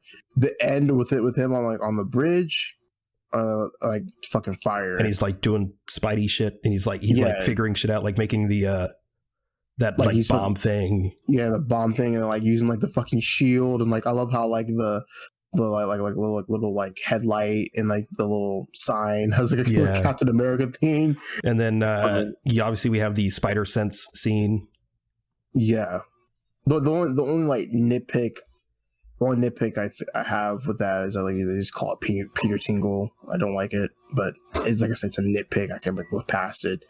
But like people are like, I remember there's like, it's definitely like a dark time of one of the dark times of the MCU where like people were like, yeah, like Tom Holland has like the worst Spidey sense, and I'm like, are you sure? Like anyone, there's so many of the Tom Holland criticisms. Like if you just watch the movie, like a lot of the criticisms just don't make any sense.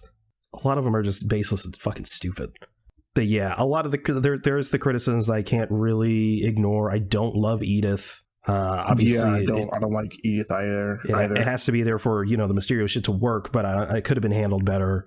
I don't. There's the fucking weird moment where he's like getting into the costume and the woman's there.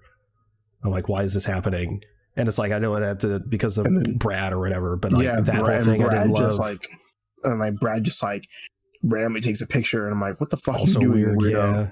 Like, you're a fucking creep, dude. Yeah, so there's stuff like that I can't ignore that I don't love, but it's one of those things that I think this is more fun to watch than Homecoming, but Homecoming is a better movie. Yeah. Everywhere I look, I see his face. Yeah. But yeah, so A tier. And then next we have the beginning of Phase 4 and the first show within the MCU, WandaVision.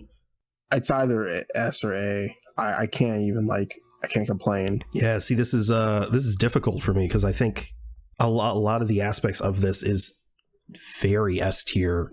If it's S tier, it's low S. Yeah, but if it's A, it's high A. Yeah. Fuck. You can put it out wherever, man. I don't care. Oh, that shit fucking rules, dude. It's so good. I'm just a sucker for all like the sitcom tropes and those sort of recreations, seeing it like decade by decade, because I don't know, I just love the history of that stuff. Man. And they use like all like the old sort of like practical effects and stuff for the black and white scenes. They had Vision blue because they had like if there was something red, they make it blue because it looks, for whatever reason, in black and white, like a bright blue looks more red. Yeah, it was like this whole like Technicolor type of thing. Yeah, that they were going for. It was really like well done. Also, you got love like just like the like, I mean, it's a small bit, but I like it a lot. You know, the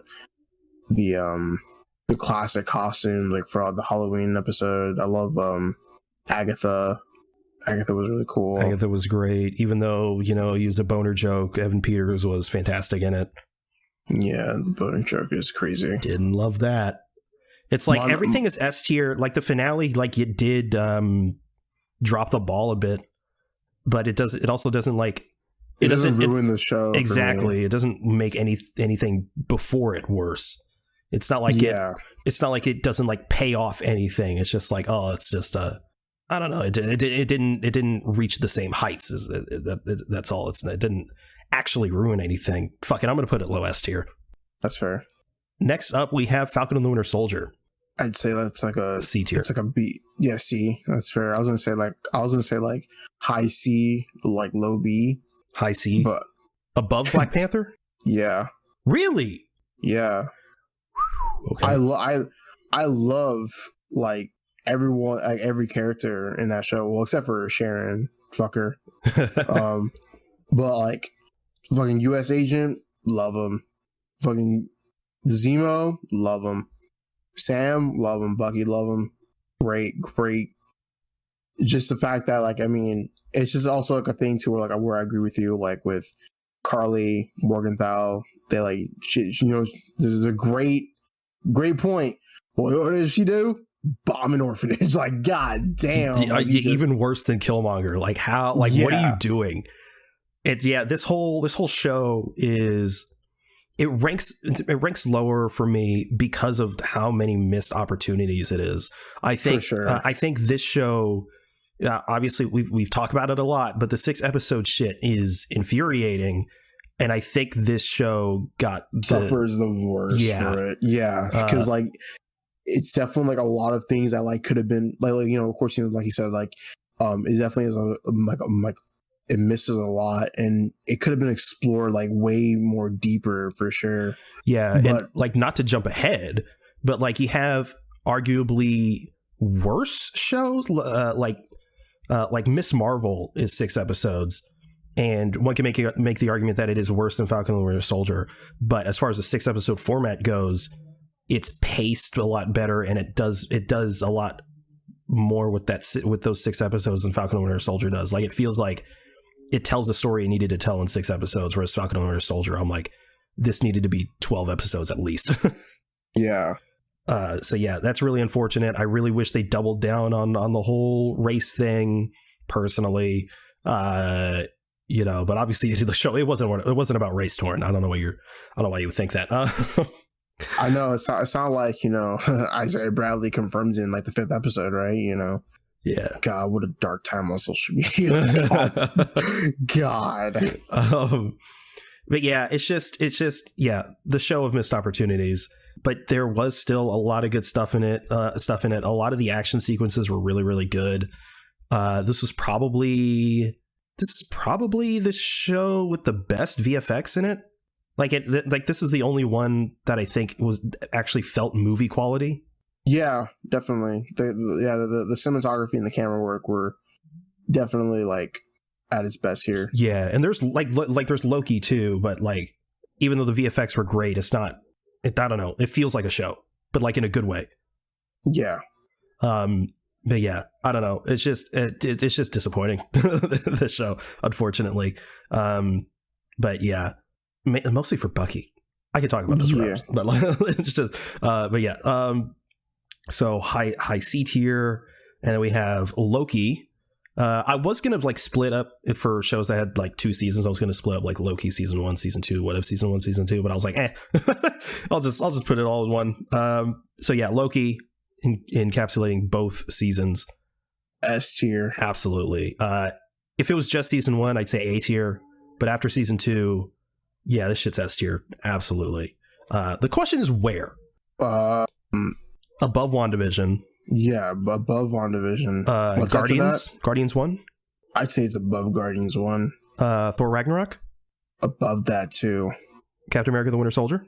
Below that. Okay. All right. Yeah, Loki, again, if it was season 1, I'd put it in A tier. I think season 1 is obviously incredible. I don't think, a lot of people said it was the best Marvel Disney Plus show. I would disagree. I think WandaVision was better, and I think Hawkeye was better. We'll get to that one. But after season 2, I think it elevated it to some of the best, one of the best things the MCU's ever done. But season 1 in particular, having the whole like 70s look to the TVA, I fucking adore. All that the entire look of this show is I am just absolutely in love with. I think it's incredible. Tom Hiddleston just absolutely getting to just chew more scenery as this character. I'm never gonna, not love him. Even in the worst films in the MCU, Thor: The Dark World, he's the highlight. He just has a screen presence that's just incredible.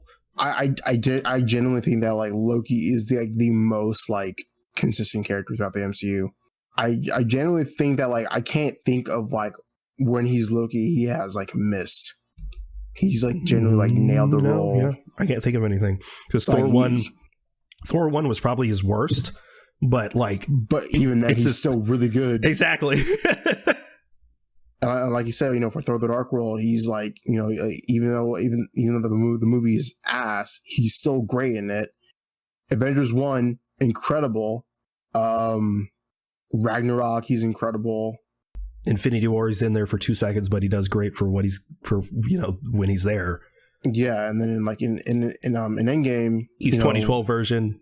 Yeah, it's 2012 version, and he just picks up the Tesseract and dips. He doesn't really. He's like later, and but then like all comes around in like Loki season 1, and like while like you said, this is 2012 Loki. He still sees everything from like Loki up until Infinity War, and that has a drastic character change in him. And then season 2, fucking beautifully written, amazing. Yeah, this motherfucker cannot miss. Yeah, it's. Can we say that the Loki Sylvie thing is not that big of a deal? I don't think it's that big of a deal. I don't understand why people are so weird about it. We've talked about it before. It makes sense. It makes sense. Makes sense. If Loki's going to be in love with anyone, it's going to be himself because he's a narcissistic asshole. Like, of course, like obviously, it's not that.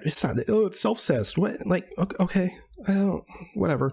But yeah, I think for the reason why season 1 would be A-tier for me is that I think it's like episode. It's either 3 or 4. I think one of those episodes like it is a pretty big lull in the series for me. And I don't think there's a lot done in that particular episode. I do love the different finale that they did. It wasn't like some big fight. It was, just let's sit here and talk with, He Who Remains. I thought that was super well done. And yeah, and again, season 2, we talked about season 2 relatively recently, so I won't get too into it. But yeah, following season 2, especially the finale, the show for me has become a 10 out of 10 and definitely the best Disney Plus Marvel show they've done so far. Season 2 isn't just an improvement on season 1, but it also improves the first season just by association, knowing where they go in season 2. So like rewatching season 1, it's like, oh, this goes here and this goes here. And that's just cool to see. It's just a truly phenomenal series. And just the ending is just beautiful. It's beautiful. It's tragic. It's bittersweet. Like, and obviously that's not even mentioning the score. Oh yeah. Natalie Holtz is cooking, straight up cooking. Yeah.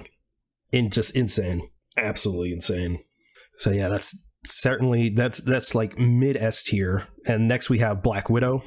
That's like C tier. See, I'd put it in B tier. Yeah. Honestly, if I was left to my own devices, I'd be debating it putting an A tier. I love Black Widow. A tier is absolutely nuts. I think it's better than Iron Man 3. I said what I said. That's absolutely nuts. I said what I said. It's good, and it's definitely. I love the family dynamic. Florence Pugh, Yelena Belova is a fantastic addition. I don't give a fuck that the villain's weak. The villain is weak in Guardians of the Galaxy. It doesn't mean shit to me as long as the story between the main characters is solid, and I think it's fucking great.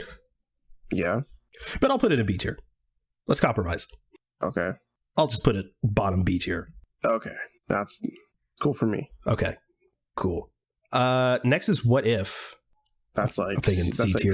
Yeah, C. Yeah. I think after season 2, which you haven't seen, there is definitely an improvement in the writing, because in season 1, it sort of, well, not sort of, it felt like they didn't have, it felt like they had a lot of stories to tell and they couldn't tell it in the allotted time, because I imagine they didn't really know how much time they would have, which I feel like, again, is annoying with streaming. You should have enough time to just tell the story you need to tell, but whatever. That's the problem. That's literally the upside of streaming, is that you're not held to a specific runtime. Whatever. Anyway, season 2 is definitely an improvement. They got the pacing a lot better, bar a couple episodes that I think were a bit off. But the concepts are a lot more creative. Just a lot of it's just a big improvement to me. If like, what if season 1 was like, let's just say it was a 5, then what if season 2 is like a 7? Like it's obviously still not incredible, but like it's definitely a big improvement to me. But Considering we're slapping these together, what if, yeah, definitely C tier. But where in C tier? Bottom C tier? Above Thor? Captain Marvel? Bottom C? Probably. Above C? Bottom C. All right, bottom B. What? Shang-Chi and the Legend of the Ten Rings. That shit's like high A tier. Yeah. What's stopping it from being S tier? I think one more great action sequence would put it in S tier. I mean, like there is a thing with like the third act CGI dragon thing and the monster thing. I don't really that didn't really bother me. That's okay, but I think one more action sequence is cool with me. Like, I just think that we just needed more kung fu. Like, yeah, one more great hand-to-hand action sequence specifically. Yeah, but this is obviously fucking incredible. It's I think we're in agreement that it's the best origin film in the MCU for sure. Great story, great action, great cast. Just and like the third act, I talk about this in our Shang-Chi review, literally our first episode. I'm not a big fan of the big CGI, huge creature battle, but I think they executed it really well. I think for a movie that is doing that to get my attention, I think it automatically gets brownie points from me. But yeah, like we said, one more good hand-to-hand action sequence is stopping this from being S tier, but the action sequences that are in it are truly phenomenal. High A, like top of A, yeah, because it's borderline S tier. Yeah, but it's just not quite there, not quite. Next is Eternals. We saw this shit too many times. I'd say it's like C tier, top of D, bottom C. Yeah. I think it's better than What If. Yeah. Okay. Yeah, we'll put it in C because it's still not bad. But yeah, we saw it too many times. We'd probably be more generous if we only saw it like once or twice. For sure. But like, yeah, it's okay. It's okay. It does. You know what keeps this movie from dropping? What? Makari. Yeah. Brilliant speedster scenes. Yeah, that's like the best version of like a speedster scene we've gotten in recent history. And a good evil Superman type. Yeah.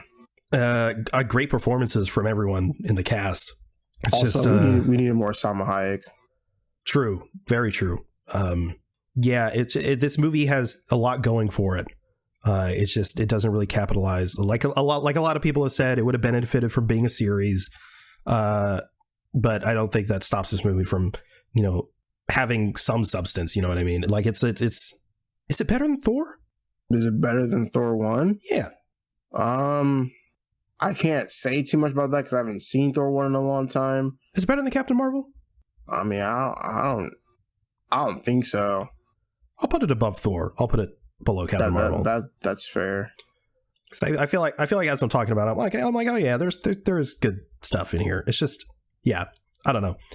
It is probably the tonally, visually, probably the most different MCU thing that we've had so far. But yeah, I do, despite it being bottom C tier, I want a sequel. I want to see more of these characters. I just did a better movie. I think there's I think good stories can be told with them. But yeah, next is Hawkeye. It's like, I'd say it's like bottom, not bottom. Probably like mid C. I'm gonna let you try that again. Let's say mid B. I'm gonna let you try that again. No, it's not A tier. It's A tier. It's not A tier. It is absolutely A tier. Middle B is like generous for me. Let's say just directly above Captain America: The First Avenger. I'll take that. I'll take it. All right, A tier. Woo! No, I'll take it. Fuck it. God damn it. Woo! Kate Bishop, Hawkeye getting a lot more, time to shine, actually being a character for once. Echo, Kingpin. Shit's great, bro. Shit's fantastic. Those Christmassy vibes. really solid action. I'm just upset that we don't see Spider-Man flying or swinging over the Christmas tree. There's that great car chase sequence where the camera's spinning around. There's the big arrow. Yeah. A lot of stuff with Hawkeye being deaf and shit. It's good stuff. Also, like, I think it's literally, I think the most minimal shot that I do love is when he's going to the restroom and he sees like, Thanos was right. Yeah, Thanos was right. I like that shot a lot. I love this show.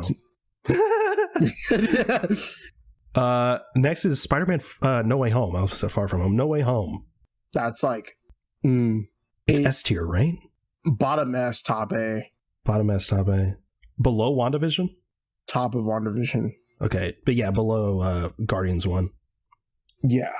Incredible film. One of the best theater experiences. I know. There is some criticisms. There is some things that which are done differently. But overall, great theater experience. Great use of nostalgia, yet also like forwarding progression of Tom Holland Spider-Man. Pretty solid visuals. Again, there are like some visual things that I mean, there are visual things that are there, but like it doesn't hinder the film for me. Overall, great, fun film. Agree. It's not the best Spider-Man movie, when Spider-Verse, both movies exist. But it skyrocketed to being my favorite Spider-Man movie. How can it not be with, the people involved? It's probably the best of Tom Holland's trilogy. There is a couple iffy plot points, mostly in the beginning of the film, but by the end, it culminated in such an amazingly satisfying way that both leaves you fulfilled with this trilogy, but also leaves you wanting more from this version of Spider-Man. I think they really, I think they played their cards brilliantly with the end of this film. Obviously, seeing Tobey and Andrew again were amazing. I was so pleased that they weren't just like blink and you miss it cameos. They were genuine supporting cast members of the film. Like they played a genuine role and they felt like actual characters. They didn't just feel like, hey, we're other Spider-Man, or hey, you remember us, right? They had a role to play. They fulfilled it well. They actually had something to teach our version of Spider-Man. Like it was just done brilliantly. Doctor Strange was a fantastic addition in my opinion. I like that a lot of people are like, oh, I can't believe Spider-Man beat Doctor Strange, but also Doctor Strange wasn't trying that hard. Let's be honest. It's not like he was trying to kill the kid, but also I like the fact that he beat him with math. He had that corny ass line, what's colder than magic? Math.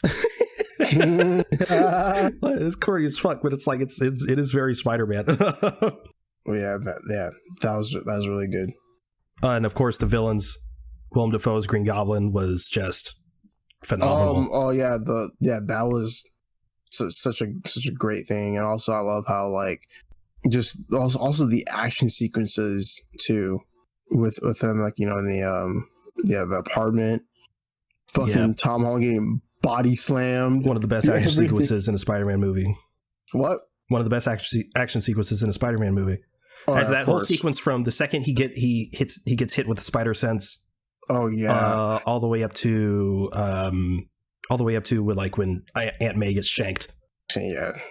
But also love like there's a great amount of like I love how like the references are like they're not forced at all, and like True. They actually fit within the. Most of them aren't forced. The only one that I think felt forced was the I'm something of a scientist myself. Well, I mean, even then, like, but like, I don't really give a shit. Yeah, I don't care. Yeah, because I mean, it makes it better because he has drip in the movie. Balloon drip foe. But I think one of my drip. Also love I think one of my favorite lines is like of course. The Tom Holland Spider Sense is going off the charts. He notices that like Norman's in goblin mode, and he's like, "Norman's on sabbatical, honey." Norman's on sabbatical, honey. The hell? That is so Willem Dafoe is he's clearly having so much fun. I know, and I'm also like, I love how like he did everything himself. Yeah, Alfred Molina's doing his thing too. I love that they actually like, he was good. Yeah. Like obviously he had his villainous moments, but like once they, got his shit handled, like he was good and helped out. I thought that was really good. I also love that they did, because in the first Spider-Man movie, it's like, did Norman actually give a fuck about Harry, or is he just a dick? Is most of it Goblin? Like, and this movie, it's like, he did like genuinely care about Harry, and it played more into like, it's not just like the Goblin serum like amplifies the worst parts of him. It really is like a dual personality. Yeah.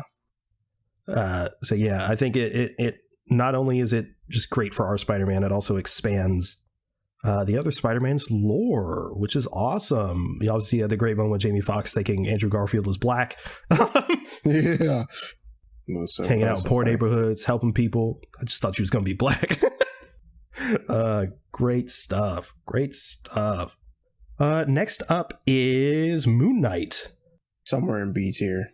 Somewhere in B tier. What the fuck is wrong with you? Because I agree. Yeah. It's not A. Definitely ain't us. Somewhere in B tier. I can't. Somewhere in B. Yeah, somewhere in B tier. Yeah, I think honestly, a lot of stuff in Moon Knight was really fantastic, but it was lacking on action. I think that's really what it's preventing it from being A tier for me. Below Ant-Man? I think it's below Ant-Man. Below Black Widow? Above Black Widow. Above Black Widow. All right. Next we have Doctor Strange in the Multiverse of Madness. That shit's an A. Shit's an A? Really? Yeah. But this movie fucking sucked, Torrin. Oluma Wuddy? Yeah, I'm sorry. Yeah, I mean, you're right. This is WandaVision. This is WandaVision V2. Yeah, putting in an F tier. No. Excuse me. Yeah, great movie. Overhated. Jinx. Yeah. It's just Sam Raimi. It's so Sam Raimi. It's so Sam Raimi, and we have his criticisms for sure. Like, number one, like, there's a lot of things that could have been done with this movie for sure. Like, not enough Mordo, the whole like Illuminati thing. I mean, it was cool, but like, I feel like I wanted to see them a lot more. But I didn't. I think they served their purpose. No, I just felt like Reed Richards, he's the smartest man in the world. Yeah, he gave up their strategy. Like, what? Shut up. But like, I definitely think there are some criticisms that are okay with it. But other than that, I think it's generally like a good movie. Yeah, I agree. Think it's cool. I think Elizabeth Olsen's performance was really, really, really good, despite a lot. In interviews, she doesn't seem too jazzed on the movie, but I thought it was really great, and therefore, fuck Elizabeth Olsen. I'm putting it in S tier. No, I'm just kidding. Oh no. But yeah, it definitely, it's not perfect, obviously, but yeah, it's just a really fun time, to be honest. It's just like Sam Raimi at his Sam Raimiest. It's just so many cool visuals in this. Doctor Strange literally wears a fucking cloak of demons. Like, that alone puts it in A tier. I don't give a shit. Let's see. Dope. Above or below Guardians 2? Above. Above or below Spider-Man Far From Home? Above. Oh wow. Or maybe even like below, like a little bit. I'm just biased because of the Mysterio things, but you also have Danny Elfman with the score and visuals, and that movie were pretty good. You could put he has a fight with evil Doctor Strange with fucking musical notes. How do people dislike this movie? You can put it below Far From Home. Okay, I'll put it below Far From Home. Next we have Miss Marvel. It's like bottom C. See, I think this is the biggest. Well, maybe not the biggest one. It's so the thing too, where it's the thing because like I'm not a fan of like the like romance in that show. There's some things that are like that I have a problem with, but the biggest thing that puts it like at like a lower C for me is like definitely like its villains. Yeah, they're very like non-existent. Sure. Non-existent, but the thing that also like makes it to where it's not in D tier is the fact that like The Iman family? Vellani as the family dynamic and Iman Vellani as Kamala Khan. Sure. She's so cool. Okay, hear me out. Symmetra's in it. Symmetra? Yeah. Oh yeah. I love Symmetra. All right, so B tier. No, this is probably the one we probably. Oh well, no, probably the one coming up. But yeah, I like this quite a bit, Miss Marvel. I like it more than you, but I also don't disagree with all the criticisms. I can't I can't even. They're not wrong at all. It's just one of the. I definitely do just enjoy it more. You're saying bottom C? Yeah, bottom C. Let's say bottom C, but above What If. Yeah, that works. Yeah, all right. I can't be mad at that. Next up is Thor: Love and Thunder. For me, I'd say that's like C tier. For me, I'd say it's A tier. Let's compromise and put it in B. How about that? High B. Low B. That's me being generous because I think that shit's mid. Mid B. Low B. I really think you should rewatch it. Out of all the MCU movies, I think you should rewatch Love and Thunder and Guardians 2. Mid B, that's it. Above Ant-Man. Yes. Above Age of Ultron. No. Yes. No. Yes. No. Come on, man. Nah, it's really not that bad. I disagree. Well, let's put You gotta rewatch it, man. Let's put it below Age of Ultron until I rewatch it, okay? Okay. I really enjoy it. Me being generous. I forgot to say for Ragnarok is that movie lacks heart. But you know what Love and Thunder has? Heart.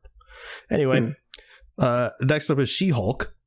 That's like... What's next? Supergirl? What's next? Batwoman? I'm gonna like it's not D. I would say it's like bottom C, like above Miss Marvel. I would put it high B. High B is nuts. It's good stuff. I think it's fun, man. I'd compromise and say mid C. That is not compromising. Compromising is low B or high C. I'll put it like very low, not mid C. All right, low B it is. It's better than Black Panther. It's better than Falcon and Winter Soldier because at least it does what it wants to do. Well, I don't think so. It's better than Black Widow. I mean, it knows. You know what? She-Hulk knows what it is for sure, and of course, it's able to get around with something because of the fact that She-Hulk is very super meta. But it's better than Moon Knight. I could say that for sure.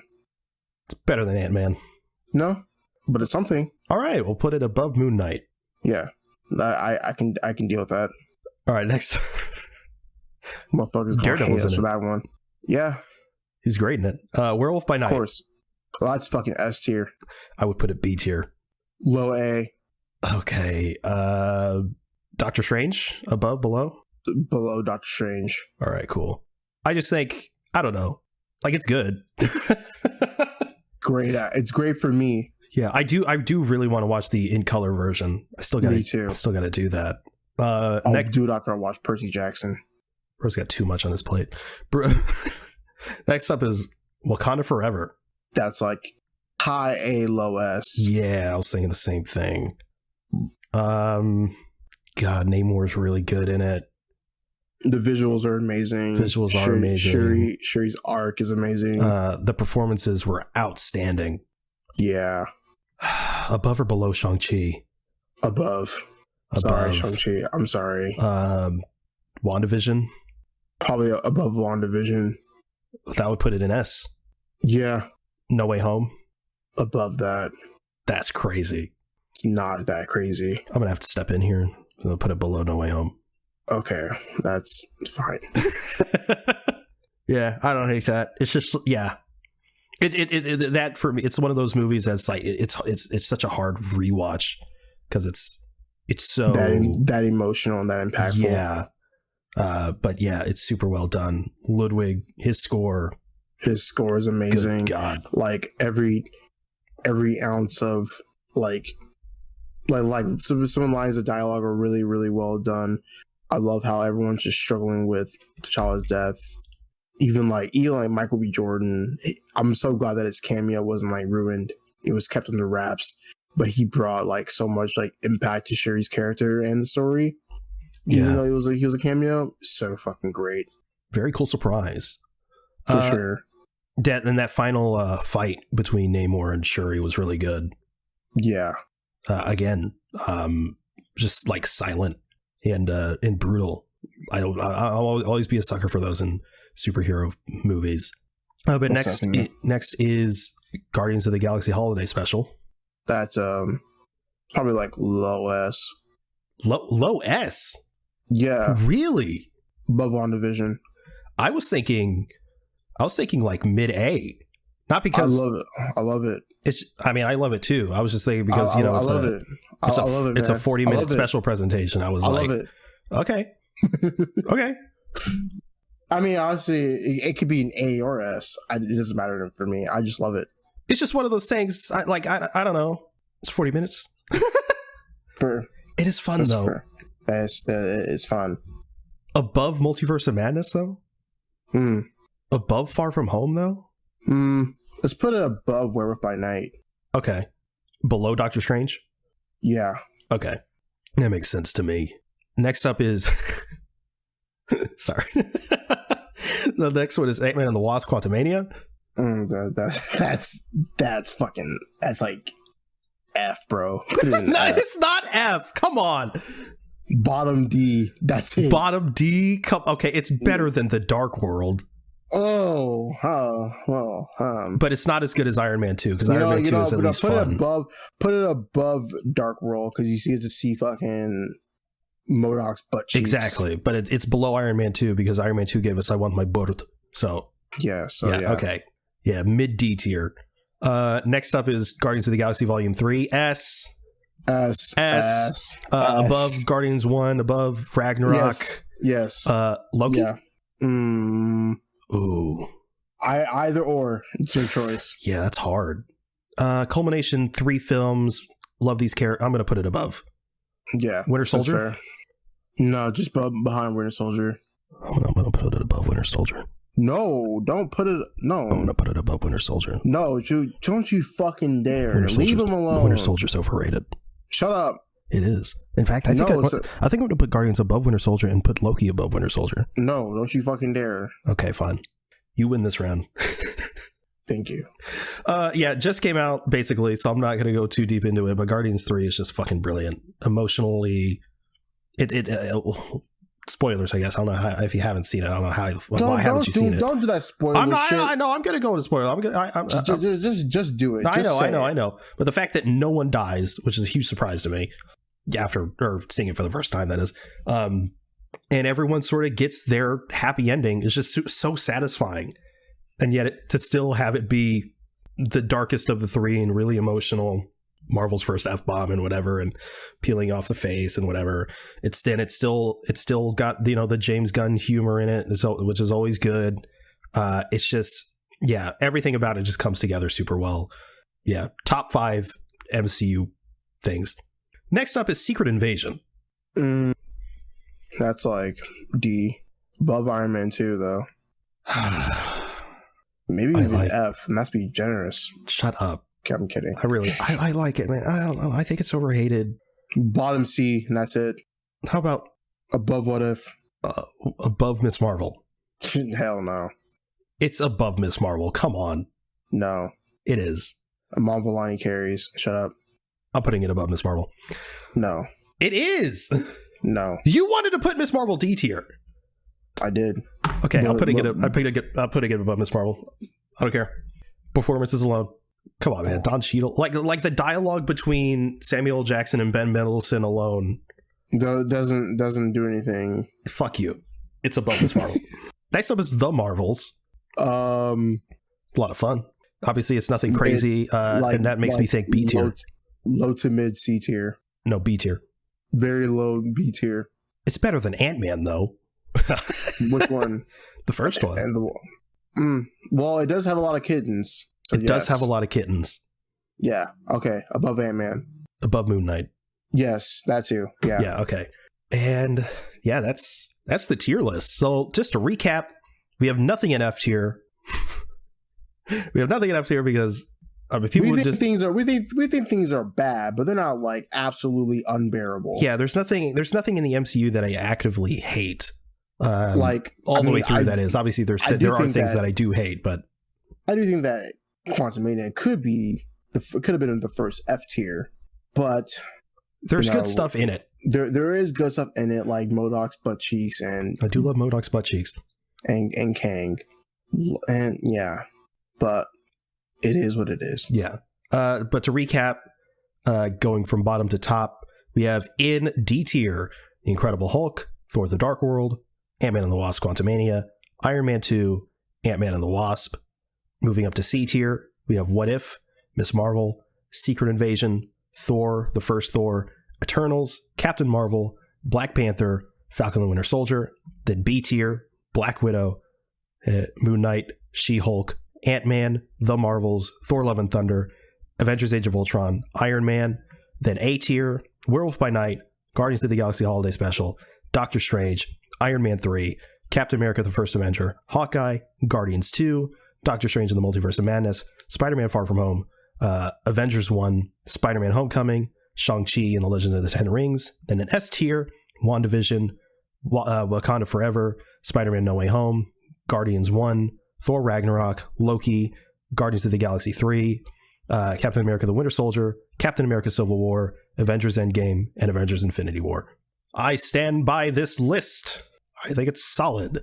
Most of the movies, there's a majority that are in A tier. The second majority is S tier, and then B and C are tied. And then the tier with the least amount of movies is D tier. Yeah. I think this is a good list. So yeah, that's the tier list. And that's also our episode 100 special. It's been a good 100 episodes. I didn't think, to be honest with you, I didn't think we'd make this many. Look, I mean, we're here now. Yeah. And it only goes up from here. True. The numbers will never drop. We're going to be the next Mr. Beast. Did you watch anything this week? Because I sure fucking did. I mean, I'm watching Percy Jackson right now, and I've just been watching MasterChef. MasterChef. I love cooking. Percy Jackson's getting Percy Jackson's getting really, really good. MasterChef. Yes.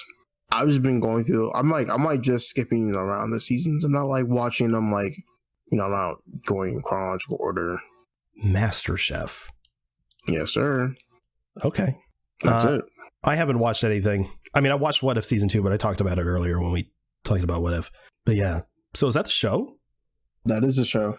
All right. Well, thank you everyone for listening to the Avengers podcast. If you want to follow us, we're at Avengenerds on Twitter. That's AVENGE nerds. All one word. If you want to follow either one of us, you can reach me at @zenith_ on Twitter. Where can they reach you? At Touring Guy on Instagram.